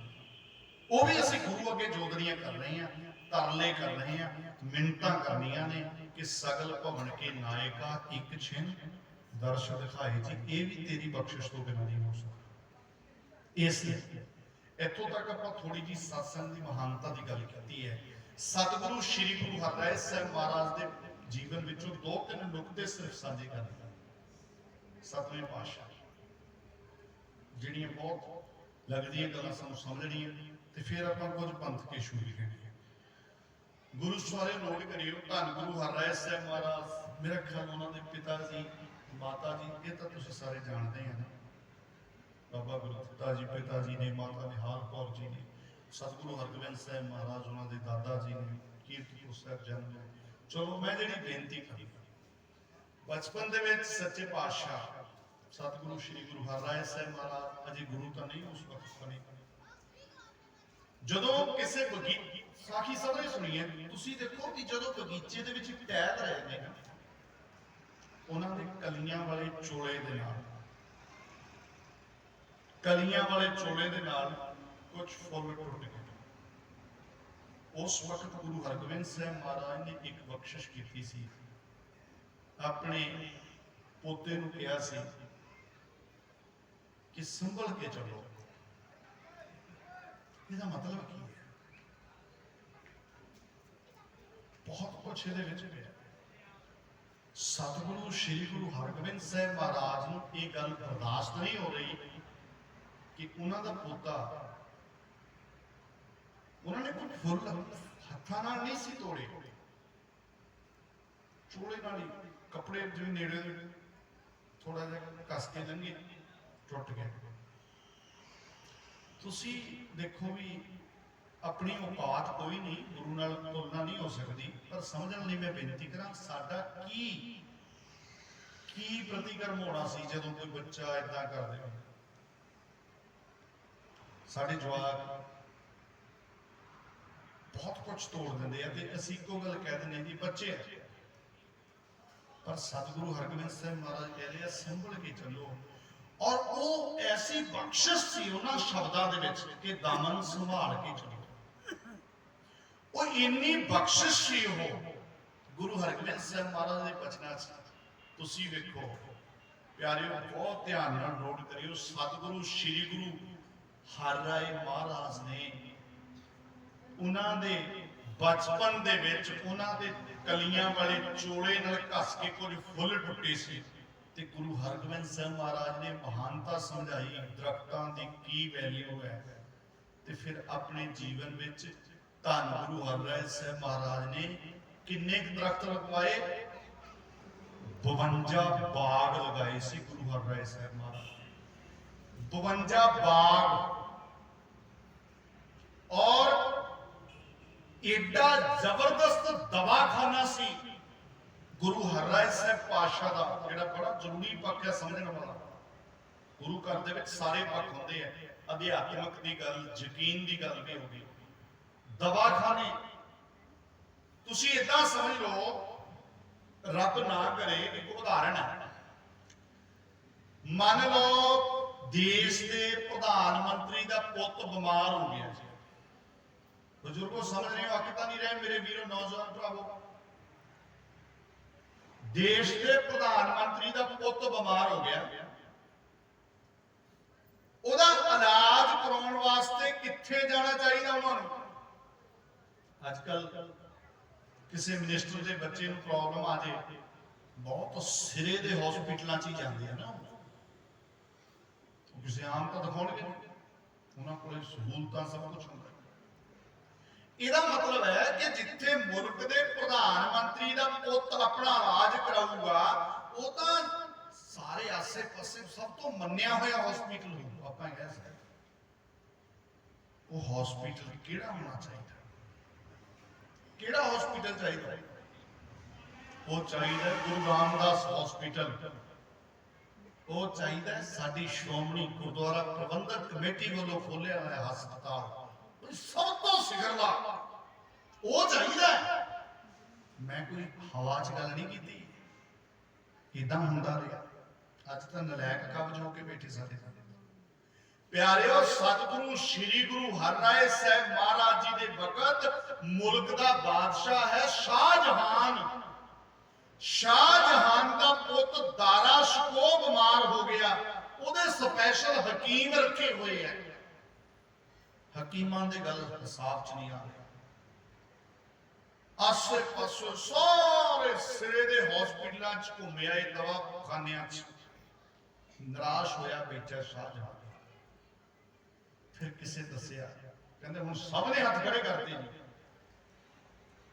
ਸਿਆਣੇ ਸਜਣ ਨੇ ਕਿਸੇ ਨੇ ਕਿਹਾ ਹੁਣ ਇੱਕੋ ਹੀ ਹੱਲ ਰਹਿ ਗਿਆ, ਇਹ ਸਭ ਦੇ ਹੱਥ ਖੜੇ ਆ, ਹੁਣ ਪਤਾ ਕਿੱਥੇ ਲੈ ਕੇ ਜਾਣਾ ਇਸ ਬੱਚੇ ਨੂੰ? ਇਸ ਬੱਚੇ ਨੂੰ ਸਤਿਗੁਰੂ ਸ੍ਰੀ ਗੁਰੂ ਹਰਿਰਾਏ ਸਾਹਿਬ ਮਹਾਰਾਜ ਦੇ ਦਵਾਖਾਨੇ 'ਚ ਲੈ ਕੇ ਜਾਓ। ਜੇ ਤਾਂ ਉੱਥੋਂ ਇਲਾਜ ਹੋ ਗਿਆ ਫਿਰ ਤਾਂ ਹੋ ਗਿਆ, ਨਹੀਂ ਤਾਂ ਫਿਰ ਘਰੇ ਹੀ ਸੇਵਾ ਕਰ ਲਿਓ। ਜਿਵੇਂ ਅੱਜ ਦੇ ਸਮੇਂ 'ਚ ਆਪਾਂ ਜਿੰਨਾ ਮਾਲਵਾ ਹੈ ਤਾਂ ਸਾਰਾ ਏਰੀਆ ਆਪਣਾ, ਆਪਾਂ ਸਿਖਰਲਾ ਹਸਪੀਟਲ ਨੇੜੇ ਤੇੜੇ ਕਿਹੜਾ ਆਪਣੇ ਭਲਾ ਬੋਲੋਗੇ? ਪੀਜੀਆਈ, ਮੇਰਾ ਖਿਆਲ ਪੀਜੀਆਈ ਹੋਈ ਹੈ ਨਾ ਜੀ, ਹੋਰ ਤਾਂ ਇੱਦੋਂ ਉੱਪਰ ਨਹੀਂ ਕਹਿੰਦੇ। ਜਦੋਂ ਰੱਬ ਨਾ ਕਰੇ, ਉਦਾਹਰਨ ਹੈ, ਸੌਖੀ ਗੱਲ ਸਮਝ ਆ ਜਾਂਦੀ ਹੈ, ਜਦੋਂ ਪੀਜੀਆਈ ਚੋਂ ਜਵਾਬ ਮਿਲ ਜੇ ਕਿਤੇ, ਫਿਰ ਕੀ ਕਹਿੰਦੀ? ਹੁਣ ਤਾਂ ਘਰੇ ਸੇ, ਹੁਣ ਤਾਂ ਬਈ ਪੀਜੀਆਈ ਚੋਂ ਵੀ ਜਵਾਬ ਮਿਲ ਗਿਆ। ਆਮ ਹੀ ਇਹ ਹੈ ਨਾ ਪ੍ਰਚਲਿਤ ਗੱਲ ਵੀ ਉਹ ਤਾਂ ਸਿਰੇ ਗਏ ਸੀ, ਪੀਜੀਆਈ ਤੋਂ ਜਵਾਬ ਮਿਲ ਗਿਆ, ਹੁਣ ਤਾਂ ਫਿਰ ਕਹਿੰਦੇ ਘਰੇ ਸੇਵਾ ਕਰਨ ਵਾਲਾ ਕੰਮ ਹੈ।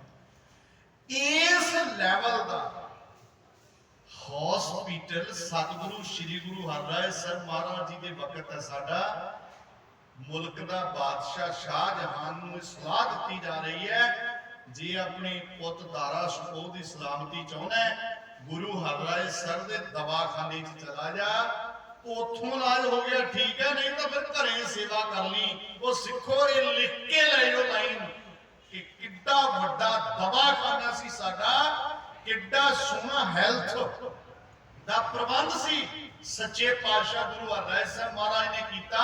ਜਿਹੜੀਆਂ ਜੜੀਆਂ ਬੂਟੀਆਂ ਕਿਤੋਂ ਨਹੀਂ ਸੀ ਮਿਲਦੀਆਂ, ਉਹ ਗੁਰੂ ਸਾਹਿਬ ਮਹਾਰਾਜ ਦੇ ਦਵਾ ਪੌਦੇ ਉਹ ਬਾਗਾਂ ਦੇ ਵਿੱਚੋਂ ਮਿਲਦੀਆਂ ਸੀ। ਜਿਹੜੇ ਦਾਰਾ ਸ਼ਕੋਹ ਦਾ ਕਿਤੋਂ ਇਲਾਜ ਨਹੀਂ ਹੋਇਆ, ਉਹ ਸਤਿਗੁਰੂ ਸ੍ਰੀ ਗੁਰੂ ਹਰਿਰਾਏ ਸਾਹਿਬ ਮਹਾਰਾਜ ਦੇ ਦਵਾ ਪੌਦੇ ਦਵਾਖਾਨੇ ਚ ਹੋਇਆ। ਜਿਹੜੀ ਖੇਤੀ ਹੁੰਦੀ ਸੀ ਨਾ ਗੁਰੂ ਘਰ ਦੀ, ਗੁਰੂ ਨਾਨਕ ਖੇਤੀ, ਉਹ ਖੇਤੀ ਝੋਨੇ ਨਹੀਂ ਥੋੜਾ ਸੀ, ਮਾਫ ਕਰਿਓ ਮੈਨੂੰ, ਅਸੀਂ ਝੋਨਾ ਬੀਜਣ ਨਹੀਂ ਲੱਗੇ, ਸਾਨੂੰ ਲਾਇਆ ਗਿਆ ਬੜੀ ਪਲੈਨਿੰਗ ਦੇ ਤਹਿਤ। ਉਹ ਖੇਤੀ ਕਿਹੜੀ ਸੀ? ਦਵਾ ਪੌਦਿਆਂ ਦੀ ਖੇਤੀ ਸੀ। ਬਕਾਇਦਾ ਸਤਿਗੁਰੂ ਸੱਚੇ ਪਾਤਸ਼ਾਹ ਹਦਾਇਤ ਦਿੰਦੇ ਸੀ ਸਿੱਖਾਂ ਨੂੰ ਕਿ ਸਿੰਘੋ, ਦਸਵੇਂ ਪਾਤਸ਼ਾਹ ਨੇ ਵੀ ਇਵੇਂ ਕੀਤਾ ਕਿ ਸਿੱਖੋ, ਕੋਈ ਐਸਾ ਦਵਾ ਪੌਦਾ ਰਹਿਣਾ ਨਹੀਂ ਚਾਹੀਦਾ ਧਰਤੀ ਤੇ ਜਿਹੜਾ ਆਪਣੇ ਬਾਗ ਦੇ ਵਿੱਚ ਨਾ ਹੋਵੇ। ਪੂਰਾ ਜ਼ੋਰ ਲਾ ਦਿਓ, ਜਿੱਥੋਂ ਕਿਤੋਂ ਮਿਲਦਾ ਕੋਈ ਦਵਾ ਪੌਦਾ ਇੱਥੇ। ਅੱਜ ਵੀ ਇੱਥੋਂ ਪ੍ਰੇਰਨਾ ਲੈ ਕੇ ਸਤਿਗੁਰੂ ਸ੍ਰੀ ਗੁਰੂ ਹਰਿਰਾਏ ਸਾਹਿਬ ਮਹਾਰਾਜ ਦੇ ਪਵਿੱਤਰ ਇਤਿਹਾਸ ਵਿੱਚੋਂ ਐਸਜੀਪੀਸੀ ਦੀਆਂ ਜਿਹੜੀਆਂ ਜ਼ਮੀਨਾਂ ਹੈ, ਉਹ ਕਣਕ ਝੋਨੇ ਵਾਸਤੇ ਤਾਂ ਨਹੀਂ ਕਰਨੀਆਂ, ਉਹ ਤਾਂ ਆਮ ਜ਼ਮੀਨਾਂ 'ਚ ਵੀ ਲੋਕ ਕਰਦੇ ਆ। ਇਹਨਾਂ ਜ਼ਮੀਨਾਂ 'ਚ ਦਵਾ ਪੌਦਿਆਂ ਦੀ ਖੇਤੀ ਹੋਵੇ, ਲੋਕਾਂ ਦਾ ਭਲਾ ਹੋਵੇ। ਔਰ ਇਹ ਤਾਂ ਹੁਣ ਜ਼ਮੀਨਾਂ ਨੂੰ ਆਪਣੇ ਨਿੱਜੀ ਟਰਸਟ ਬਣਾ ਕੇ ਉੱਥੇ ਸਸਤੀਆਂ ਦੇਈ ਜਾ ਰਹੇ ਆ, ਬਹੁਤ ਰੱਪੜ ਹੈ ਉਹਨਾਂ ਦਾ। ਪਰ ਗੁਰੂ ਮਹਾਰਾਜ, ਚਲੋ ਆਪਾਂ ਉੱਥੇ ਗੱਲ ਰੱਖੀਏ, ਮੇਰੀ ਬੇਨਤੀ ਸੁਣਿਓ, ਗੁਰੂ ਹਰਿਰਾਏ ਸਾਹਿਬ ਦੀ ਯਾਦ 'ਚ ਜੁੜ ਕੇ ਬੈਠੇ ਆ, ਯਾਦ ਰੱਖਿਓ ਸਾਡੇ ਹੈਲਥ ਦਾ ਸਿਸਟਮ ਇਹਨਾਂ ਦਾ। ਔਰ ਨੌਜਵਾਨ ਮੇਰੇ ਭਰਾਵੋ, ਸਤਿਗੁਰੂ ਸੁਰਤ ਨੂੰ ਤਾਂ ਘੜਦੇ ਹੀ ਘੜਦੇ ਆ, ਸਰੀਰ ਵੀ ਇੰਨੇ ਰਿਸ਼ਟ ਪੁਸ਼ਟ ਸੀ ਸਿੱਖਾਂ ਦੇ। ਬਕਾਇਦਾ ਗੁਰੂ ਹਰਿਰਾਏ ਮਹਾਰਾਜ ਵੀ ਕੁਸ਼ਤੀਆਂ ਕਰਵਾਉਂਦੇ ਰਹੇ ਆ। ਗੁਰੂ ਹਰਗੋਬਿੰਦ ਸਾਹਿਬ ਸੱਚੇ ਪਾਤਸ਼ਾਹ ਨੇ ਵੀ ਕੁਸ਼ਤੀਆਂ ਕਰਵਾਈਆਂ। ਉਸ ਤੋਂ ਪਿੱਛੋਂ ਮੈਂ ਤੁਹਾਨੂੰ ਥੋੜਾ ਜਿਹਾ ਯਾਦ ਕਰਵਾਉਣਾ, ਸਤਿਗੁਰੂ ਖੇਡਾਂ ਨੂੰ ਇੰਨਾ ਪਿਆਰ ਕਰਦੇ ਰਹੇ ਹੈ, ਗੁਰੂ ਨਾਨਕ ਸਾਹਿਬ ਤੋਂ ਲੈ ਕੇ ਤੁਸੀਂ ਵੇਖੋ, ਜਦੋਂ ਸਨ 1540 ਦੇ ਵਿੱਚ ਹਿਮਾਂਜੂ ਸ਼ੇਰ ਸ਼ਾਹ ਸੂਰੀ ਤੋਂ ਹਾਰ ਕੇ ਖੰਡੂਰ ਸਾਹਿਬ ਦੇ ਵਿੱਚੋਂ ਦੀ ਲੰਘਿਆ ਜਾਂਦਾ ਸੀ ਨਾ, ਤਾਂ ਉਸ ਵਕਤ ਹਿਮਾਂਜੂ ਦੇ ਮਨ ਵਿੱਚ ਆਇਆ ਕਿ ਇੱਥੇ ਗੁਰੂ ਅੰਗਦ ਸਾਹਿਬ ਮਹਾਰਾਜ ਦੂਜੇ ਪਾਤਸ਼ਾਹ ਖੇਡਾਂ ਕਰਵਾ ਰਹੇ ਨੇ, ਮੈਂ ਥੋੜਾ ਜਿਹਾ ਉਹਨਾਂ ਨੂੰ ਮਿਲ ਕੇ ਜਾਵਾਂ। ਜਿਹੜੇ ਲੀਡਰ ਹੁੰਦੇ ਆ ਨਾ, ਨੌਜਵਾਨ ਵੀਰੋ, ਆਪਾਂ ਜਾਣਦੇ ਆ, ਭਾਵੇਂ ਹਾਰੇ ਹੋਏ ਹੋਣ, ਉਹਨਾਂ ਨੂੰ ਐ ਹੁੰਦਾ ਜਿੱਥੇ ਚਾਰ ਬੰਦੇ ਬੈਠੇ ਨੇ, ਸਤਿ ਸ੍ਰੀ ਅਕਾਲ, ਸਤਿਕਾਰ ਜਾਂ ਸਾਨੂੰ ਮਿਲ ਜੀ ਆਏ ਆ। ਗੁਰੂ ਅੰਗਦ ਸਾਹਿਬ ਮਹਾਰਾਜ ਨੇ ਕਿਸੇ ਦੀ ਕੀ ਪ੍ਰਵਾਹ ਕਰਨੀ ਹੈ। ਸੱਚੇ ਪਾਤਸ਼ਾਹ ਖੇਡਾਂ ਕਰਵਾਉਣ ਦੇ ਵਿੱਚ ਪੂਰੇ ਮਗਨ ਹੋਏ ਪਏ ਆ, ਬੱਚੇ ਖੇਡ ਰਹੇ ਆ। ਹਿਮਾਂਜੂ ਨੂੰ ਹੰਕਾਰ ਆਇਆ, ਮੈਨੂੰ ਤਾਂ ਜੀ ਆਏ ਕਿਹਾ ਨਹੀਂ, ਇੰਨਾ ਗੁੱਸੇ 'ਚ ਆ ਗਿਆ ਕਿ ਆਪਣਾ ਹੱਥ ਤਲਵਾਰ ਦੇ ਮੁੱਠੇ ਤੇ ਲੈ ਗਿਆ। ਬਿਲਕੁਲ ਗੁਰੂ, ਤੁਸੀਂ ਵੇਖੋ, ਪਹਿਲੀ ਸ਼ਹੀਦੀ ਜਿਹੜੀ ਪੰਜਵੇਂ ਪਾਤਸ਼ਾਹ ਦੀ 1606 ਦੀ ਹੈ, ਪਰ 1540 ਵਿੱਚ ਵੀ ਸ਼ਹਾਦਤ ਵਾਲਾ ਮਾਹੌਲ ਬਣਿਆ। ਗੁਰੂ ਅੰਗਦ ਸਾਹਿਬ ਬੱਚਿਆਂ ਵੱਲ, ਖੇਡਾਂ ਵੱਲ ਵੇਖ ਰਹੇ ਨੇ, ਹਿਮਾਂਜੂ ਤਲਵਾਰ ਲੈ ਕੇ ਬਿਲਕੁਲ ਨੇੜੇ। ਜਦੋਂ ਜਵੇਂ ਨੇੜੇ ਆ ਗਿਆ, ਬਿਲਕੁਲ ਨੇੜੇ, ਫਿਰ ਸਤਿਗੁਰੂ ਸੱਚੇ ਪਾਤਸ਼ਾਹ ਨੇ ਆਪਣਾ ਧਿਆਨ ਖੇਡਾਂ ਵੱਲੋਂ ਹਟਾ ਕੇ ਹਿਮਾਂਜੂ ਨੂੰ ਖਰੀਆਂ ਸੁਣਾਈਆਂ। ਕੋਈ ਉੱਥੇ ਤਾਂ ਸ਼ੇਰ ਸ਼ਾਹ ਸੂਰੀ ਤੋਂ ਡਰਦਾ ਮਾਰਾ ਭੱਜਿਆ ਆ, ਤੇ ਸਾਨੂੰ ਬਹਾਦਰੀ ਦਿਖਾਉਣੀ। ਇਹ ਗੁਰੂ ਘਰ ਦਾ ਸਿਹਤ ਪੱਖੀ ਏਡਾ ਜ਼ਬਰਦਸਤ ਪ੍ਰਬੰਧ ਰਿਹਾ, मैं बेनती कर रहा सी कि सतगुरु श्री गुरु हरराय साहब महाराज के वक्त एडे जबरदस्त पहलवान होंगे सी, जेडे गुरसिख होंगे सी ना, भलवानी खड़ोनी पातशाह। और सतवें पातशाह ने एक बारी पहाड़ी राजियां नूं कहा भी अपने जेडे तुहाडे भलवान है ना, उन्होंने लैके आओ, साडे सिखां नाल कुश्ती करन। ये इतिहास दसदा है कि गुरु के सिखां ने बड़ी छेती उन्हां पहाड़ी राजे दे पहलवानां दीयां धूइयां लवा दित्तियां। शरीरक तौर पर भी एडे साडे बाहुबली सी।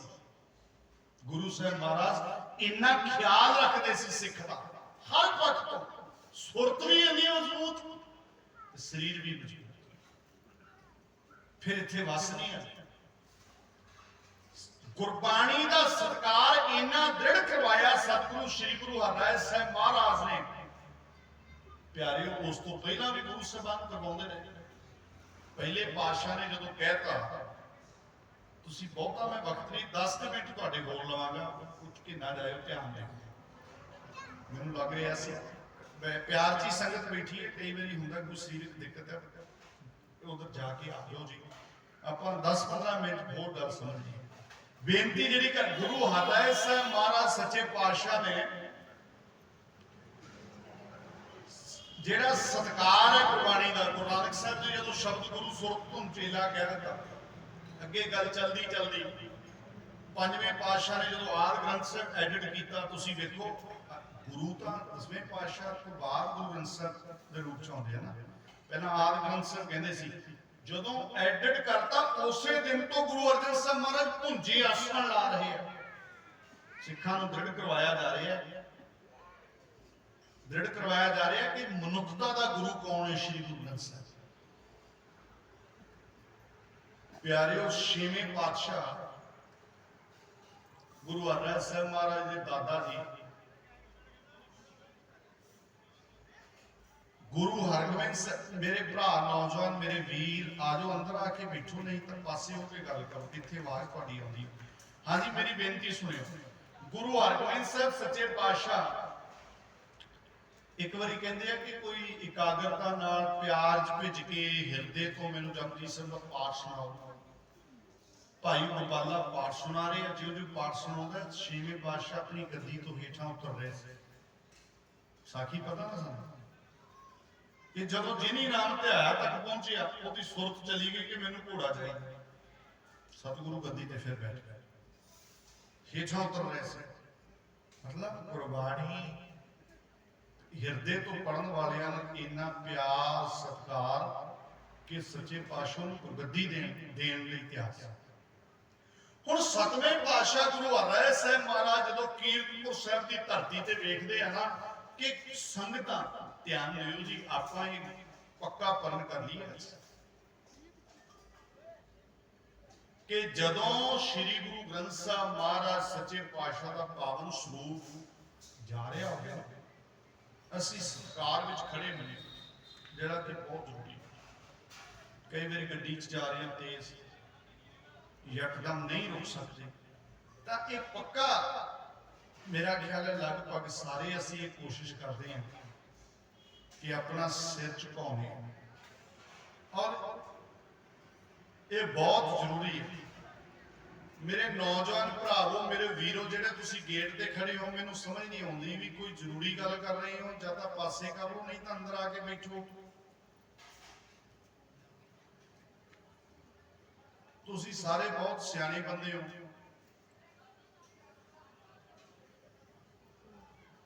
चुप करके बैठो वीर बन के।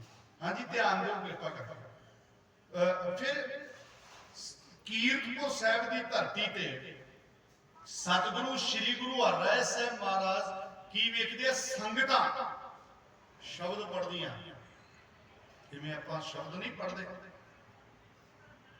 शब्द गायन करदियां संगतां आ रही ने, तो सतगुरु हरराय साहब महाराज नूं कन्नां च आवाज सुनी। संगत कोल कोई पोथी नहीं है उस वक्त, संगत क्योंकि सत्कार शब्द दा जो बोलिया जा रहा है शब्द गाया जा रहा है, तो सच्चे पातशाह यकदम अपने उस पलंग तो जिथे भी बैठे उतो खड़े होने सत्कार। ਉਹਨਾਂ ਨੂੰ ਸੱਟ ਵੀ ਵੱਜਦੀ ਹੈ ਸਰੀਰ ਨੂੰ, ਪਰ ਉਹ ਸਾਨੂੰ ਸਿਖਾ ਰਹੇ ਹੈ ਗੁਰੂ ਦਾ ਸਥਾਨ। और फिर गुरबाणी तो ऊपर कुछ भी नहीं, ये गल पक्की नोट कर लो। कोई रिश्ता, कोई नाता, कोई कुछ नहीं, कोई प्रचारक, कोई बाबा, कोई ब्राह्मण नहीं, जो मर्जी बने फिर, सब तो ऊपर श्री गुरु ग्रंथ साहिब। सिख लई दुनिया का अंतिम सच की है जी? उच्ची आवाज बोलियो, श्री गुरु। साडे लई अंतिम सच श्री गुरु ग्रंथ साहिब। साडा जेड़ा किसी भी गल नूं परखण दी जिहड़ी कसवट्टी है, कसवट्टी की गल करते लोग भी, इहदी गल नूं कसवट्टी ते परखो, वो कसवट्टी श्री गुरु ग्रंथ साहिब। कोई बंदा गल कर रहा है, वो बंदा गल गलत कर रहा है कि ठीक कर रहा है, इहदी कसवट्टी की है?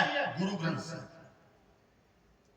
इहदी कसवट्टी सिर्फ लॉजिक नहीं है, नहीं लॉजिक ते कसवट्टी आ तां होर तरह हो जाएगी, ये इत्थे भुलेखा पैदा। ਇਹਦੀ ਕਸਵੱਟੀ ਗੁਰੂ ਗ੍ਰੰਥ ਸਾਹਿਬ। ਬਸ ਇਸੇ ਲਈ ਤੁਸੀਂ ਵੇਖੋ ਕਿ ਗੁਰੂ ਹਰਿ ਸਾਹਿਬ ਮਹਾਰਾਜ ਦੇ ਦੋ ਪੁੱਤਰ ਸੀ ਜੀ, ਬਾਬਾ ਰਾਮ ਰਾਏ ਤੇ ਸ਼੍ਰੀ ਗੁਰੂ ਹਰਕ੍ਰਿਸ਼ਨ ਸਾਹਿਬ ਮਹਾਰਾਜ। ਜਦੋਂ ਔਰੰਗਜ਼ੇਬ ਕੋਲ ਬਾਬਾ ਰਾਮ ਰਾਏ ਨੂੰ ਭੇਜਿਆ ਜਾਂਦਾ ਹੈ, ਔਰੰਗਜ਼ੇਬ ਪੁੱਛਦਾ ਵੀ ਆਹ ਜਿਹੜਾ ਤੁਸੀਂ ਲਿਖਿਆ ਮਿੱਟੀ ਮੁਸਲਮਾਨ ਕੀ? ਇਹਦੇ ਜਵਾਬ ਵਿੱਚ ਕੀ ਕਹਿੰਦਾ बाबा राम राय? तुम पता सच कहता जी मिट्टी बेईमान है, वो पढ़ने वाले कि नहीं पढ़ता मुसलमान। बाणी विच मिलावट रुकावट, गुरबाणी का शब्द बदले ना, एक मुसलमान की थां बेईमान। हुण तुसीं वेखो सतगुरु हरराय सब सच्चे पातशाह का एडा जबरदस्त स्टैंड है, जदों उन्होंने पता लगा गुरबाणी दुनिया का अंतिम सच, सब तो सिखर वाह बाणी निरंकार है, इस जेवड़ अबर ना कोई। इहदी औकात, इहदी एडी हिम्मत के गुरबाणी विच चेंज कीती ने। दुष्ट नूं कह दिओ जिधर मूंह चला जावे साडे मत्थे ना। तुसीं वेखो ये एडी वड्डी गल अपने सके पुੱਤ नूं सिद्धांत गुरबाणी नाल प्यार करना सके पुੱਤ नूं। ਇਹ ਕਹਿ ਦਿੱਤਾ ਗੁਰੂ ਹਰਿਰਾਏ ਸਾਹਿਬ ਪਾਤਸ਼ਾਹ ਨੇ, ਦੁਸ਼ਟ ਨੂੰ ਕਹਿ ਦਿਓ ਜਿੱਧਰ ਮੂੰਹ ਉਧਰ ਚਲਾ ਜਾਵੇ, ਅਸੀਂ ਮੱਥੇ ਨਹੀਂ ਲਾਉਣਾ, ਸਾਡੇ ਮੱਥੇ ਨਹੀਂ। ਇਹ ਕਹਿ ਇੱਕ ਅੱਖਰ ਬਦਲਿਆ ਸ਼ਬਦ। ਮੁਸਲਮਾਨ ਤੇ ਸਿੱਖੋ ਅੱਜ ਪੰਥ ਦੇ ਠੇਕੇਦਾਰ ਇਸ ਕਿਸਮ ਦੇ ਕਮਜ਼ੋਰ ਲੋਕ, ਕਾਇਰ ਲੋਕ ਬਣ ਗਏ। ਜਿਹਦਾ ਜੀ ਕਰਦਾ ਜਿਵੇਂ ਜੀ ਕਰਦਾ ਗੁਰੂ ਗ੍ਰੰਥ ਸਾਹਿਬ ਛਾਪਣ ਬੈਠ ਜਾਂਦੇ ਆ। ਪਿਛਲੇ ਦਿਨ ਹੋਇਆ ਆਪਣੀ ਮਰਜ਼ੀ ਨਾਲ ਲਾ ਕੇ ਸਹਿਰੇ ਬਹਿਰੀ ਛਾਪ ਰਹੇ ਸੀ। ਜਿਹਦਾ ਜੀ ਕਰਦਾ ਗੁਰੂ ਗ੍ਰੰਥ ਸਾਹਿਬ ਤੇ ਕੀ ਮੈਂ ਉਹ ਸ਼ਬਦ ਬੋਲਦਾ ਵਧੀਆ ਵੀ ਨਹੀਂ ਲੱਗਦਾ। ਕੀ ਨਹੀਂ ਗੁਰੂ ਗ੍ਰੰਥ ਸਾਹਿਬ ਮਹਾਰਾਜ ਦੇ ਸਰੂਪ ਨਾਲ ਸ਼ਰਿਆਂ ਬੇਅਦਬੀਆਂ ਤੱਕ ਕੀ ਕੁਝ ਵਾਪਰਿਆ। ਗੁਰੂ ਹਰਿਰਾਏ ਸਾਹਿਬ ਨੂੰ ਤਾਂ ਇੱਕ ਗੱਲ ਬਰਦਾਸ਼ਤ ਨਹੀਂ ਹੋ ਰਹੀ, ਉਹਨੇ ਕੋਈ ਲਿਖਤੀ ਨਹੀਂ ਸੀ ਕੀਤਾ, ਇਹ ਵੀ ਸੁਣਿਓ। ਜਵਾਨੀ ਨਹੀਂ, ਇਹ ਬੇਈਮਾਨ ਜਵਾਨੀ ਹੈ ਨਾ, ਤੇ ਕੋਈ ਲਿਖਤੀ ਨਹੀਂ ਵੀ ਉਹਨੇ ਪੱਕਾ ਜੀ ਹੁਣ ਮੈਂ ਵਟੇ ਦਾਂਗੇ ਸੈੱਟ ਕਰ ਦਾਂਗੇ ਸਰ, ਐਡੀ ਜ਼ਿੰਮੇਵਾਰੀ ਨਹੀਂ ਲਈ ਉਹਨੇ। ਬਸ ਇੰਨੀ ਗੱਲ ਕਹੀ ਇੱਕ ਵਾਰੀ, ਜਿਵੇਂ ਮੂੰਹ ਮਲਾਇਆ ਰੱਖਣ ਨੂੰ। ਇਹ ਗੱਲ ਨਹੀਂ ਚੱਲੀ ਜਾਵੇ ਗੁਰੂ ਤੋਂ ਕਿ ਨਾ ਨਾ ਸਭ ਕੁਝ ਚੱਲ ਲਾਂਗੇ, ਪਰ ਤੁਸੀਂ ਗੁਰੂ ਗ੍ਰੰਥ ਸਾਹਿਬ ਬਾਣੀ ਚ ਤਬਦੀਲੀ ਨਹੀਂ ਬਰਦਾਸ਼ਤ। ਤੇ ਅੱਜ ਤਾਂ ਬਾਣੀ महाराज सच्चे पातशाह सूर अग्गां तक ला, फाड़ के गलियां च खिला। इसे करके सुकून मिले ना सानू कि जिन्हां ने गुरु महाराज, जिन्हां दे राज सच्चे पातशाह दे अंक अंक रोड़े सी, अज गुरु ने रोड़ता पूरी तरह। पार्टी का मसला नहीं है अपना कोई, और खुशी काहदी है, किसी दे जित दी खुशी तो होई नहीं। सच्चे पातशाह तू सुना था, कोई कहना ही नहीं सी। सिख की करते, सिख तो बेचारे जो नित देखते आ इत्थे बेअदबी उत्थे बेअदबी, रौला पाते हैं, रौला पाने के परचे होंगे, डांगा पैंदियां, गालां पैंदियां, गोलियां बजदियां, मर जाते हैं, फटर हो जाते हैं, केस चलते हैं इरादे कतल के। ठीक है, अंदरों अंदरी बस रोक के बह जाते हैं, होर की किया जाए। पर गुरु बहुत समर्थ है। ध्यान रखियो, मानसा क्यों दीवानों कोई नस भज निकले, हर दीवानों कोई किथे जाया। परमात्मा की दरगाह चो कोई नहीं बच सकता। और वेख लो तबाह हो गए, ਜਿਹੜੇ ਬਚਾਉਂਦੇ ਸੀ ਉਹ ਵੀ ਤਬਾਹ ਹੋ ਗਏ, ਤੇ ਹੁਣ ਜਿਹੜੇ ਤੀਜੇ ਆਏ ਇਹਨਾਂ ਨੂੰ ਵੀ ਮੈਂ ਬੇਨਤੀ ਕਰਦਾ, ਜਿਹੜੀ ਹੁਣ ਆਈ ਹੈ ਸਰਕਾਰ, ਇਹਨਾਂ ਨੂੰ ਵੀ ਕਹਿ ਦਿੰਦਾ ਉਹ ਜਿਵੇਂ ਮਰਜ਼ੀ ਰਾਜਨੀਤੀ ਕਰੀ ਜਾਓ, ਸਾਨੂੰ ਨਹੀਂ ਕੋਈ ਮਸਲਾ, ਪਰ ਇੱਕ ਗੱਲ ਧਿਆਨ ਰੱਖਿਓ ਕਿ ਗੁਰੂ ਬਹੁਤ ਸਮਰੱਥ ਹੈ ਸਾਡਾ, ਸਾਡੀ ਤਾਂ ਕੋਈ ਔਕਾਤ ਹੀ ਹੈ ਨਹੀਂ, ਪਰ ਅਸੀਂ ਸਾਡਾ ਗੁਰੂ ਬਹੁਤ ਸਮਰੱਥ ਹੈ। ਤੁਸੀਂ ਵੇਖੋ ਕਦੇ ਸੋਚਿਆ ਨਹੀਂ ਹੋਣਾ ਜਿਹੜੇ ਪਹਿਲਾਂ ਵਾਲੇ ਰਾਜੇ ਰਾਣੀ ਸੀ ਵੀ ਸਾਡਾ ਇਹ ਹਸ਼ਰ ਹੋ, ਤੇ ਕੀ ਹਸ਼ਰ ਹੋਇਆ। ਇਸ ਲਈ ਹੁਣ ਵਾਲੀ ਜਿਹੜੀ ਸਰਕਾਰ ਹੈ ਇਹਦੇ ਵਿੱਚ ਕੁੰਵਰ ਵਿਜੇ ਪ੍ਰਤਾਪ ਸਿੰਘ ਵੀ ਹੈਗਾ, ਜਿਹਨੇ ਸਾਰੀ ਤਫਤੀਸ਼ ਕੀਤੀ ਹੈ। ਮੈਂ ਵੀ ਉੱਥੇ ਹੋਰ ਵੀ ਬਹੁਤ ਵੀਰ ਸਾਡੇ ਬਿਆਨ ਦਰਜ ਕਰਵਾਉਂਦੇ ਰਹੇ, ਸਾਰਾ ਤਫਤੀਸ਼ ਉਹਨੇ ਤਾਂ ਉਹਦੇ ਤਾਂ ਟਿਪਸ ਤੇ ਯਾਦ ਹੈ ਕਦੋਂ ਕੀ ਹੋਇਆ, ਸਾਰਾ ਡਿਟੇਲ। ਇਹੋ ਜਿਹੇ ਬੰਦੇ ਨੂੰ ਕੋਈ ਚੰਗੀ ਪਾਵਰ ਦਿਓ, ਤੇ ਜਿਹੜੇ ਬੇਅਦਬੀ ਘਟਨਾ ਕਰਾਉਂਦੇ ਮਾਸਟਰ ਮਾਈਂਡ ਨੇ ਔਰ ਬਾਈਬਲ ਕਲਾ ਕੋਟਕਪੂਰਾ ਦੇ ਮਾਸਟਰ ਮਾਈਂਡ ਨੇ, ਉਹਨਾਂ ਤੱਕ ਪਹੁੰਚ ਕਰਵਾਓ, ਕਿਉਂਕਿ ਉਹ ਬਾਣੀ ਹੈ ਸੱਚੇ ਪਾਤਸ਼ਾਹ ਦੀ। ਜਦੋਂ ਇੱਕ ਅੱਖਰ ਕੋਈ ਜ਼ਬਾਨੀ ਵੀ ਕਹਿ ਦੇਵੇ ਕਿ ਮੁਸਲਮਾਨ ਦੀ ਤਾਂ ਬੇਈਮਾਨ ਹੈ, ਤੇ ਮਹਾਰਾਜ ਨੇ ਛੇਕ ਦਿੱਤਾ ਸੀ ਨਹੀਂ ਮੈਨੂੰ ਲੋੜ ਤੇਰੀ, ਉਸ ਬਾਣੀ ਦੀ ਏਡੇ ਵੱਡੇ ਪੱਧਰ ਤੇ ਬੇਅਦਬੀ ਕਦੇ ਬਰਦਾਸ਼ਤ ਨਹੀਂ ਹੋ ਸਕਦੀ। ਇਹ ਤਾਂ ਸੰਖੇਪ ਰੂਪ ਚ ਆਪਾਂ ਗੱਲ ਕਰ। ਸੋ ਇਸ ਲਈ ਸਤਿਗੁਰੂ ਸ੍ਰੀ ਗੁਰੂ ਹਰਿਰਾਏ ਸਾਹਿਬ ਮਹਾਰਾਜ ਸੱਚੇ ਪਾਤਸ਼ਾਹ ਦਾ ਸਟੈਂਡ, ਔਰ ਫਿਰ ਇਹਨਾਂ ਬਹੁਤ ਵੱਡੀਆਂ ਗੱਲਾਂ ਉਹਨਾਂ ਨੇ ਕੀਤੀਆਂ। ਗੁਰੂ ਹਰਿਰਾਏ ਸਾਹਿਬ ਮਹਾਰਾਜ ਨਨਕਾਣਾ ਸਾਹਿਬ ਵੀ ਪਹੁੰਚੇ, ਜਿੱਥੇ ਸਤਿਗੁਰੂ ਸ੍ਰੀ ਗੁਰੂ ਨਾਨਕ ਸਾਹਿਬ ਮਹਾਰਾਜ ਦਾ ਪ੍ਰਕਾਸ਼ ਹੋਇਆ ਸੀ। ਨਨਕਾਣਾ ਸਾਹਿਬ ਪਹੁੰਚੇ, ਉੱਥੇ ਪ੍ਰਿੰਸੀਪਲ ਸਤਵੀਰ ਸਿੰਘ ਨੇ ਗੱਲ ਲਿਖੀ ਹੈ ਕਿ ਇੱਕ ਖੰਡਾ ਗੁਰੂ ਹਰਿਰਾਏ ਸਾਹਿਬ ਮਹਾਰਾਜ ਦਾ ਇੱਕ ਖੰਡਾ ਸੀ, ਜਿਹਦੇ ਉੱਤੇ ਲਿਖਿਆ ਸੀ ਗੁਰੂ ਨਾਨਕ ਸਾਹਿਬ ਜੀ ਸਹਾਈ। ਇਹ ਵਰਡਿੰਗ ਲਿਖੀ ਸੀ, ਜਿਹੜਾ ਅੱਜ ਪ੍ਰਿੰਸੀਪਲ ਸਤਵੀਰ ਸਿੰਘ ਦੇ ਅਨੁਸਾਰ ਇਹ ਹੈ ਕਿ ਕਰਤਾਰਪੁਰ ਸਾਹਿਬ ਦੇ ਵਿੱਚ ਗੁਰੂ ਹਰਿਰਾਏ ਸਾਹਿਬ ਮਹਾਰਾਜ ਦਾ ਖੰਡਾ ਵੀ ਇਸ ਵਕਤ ਹੋਇਆ।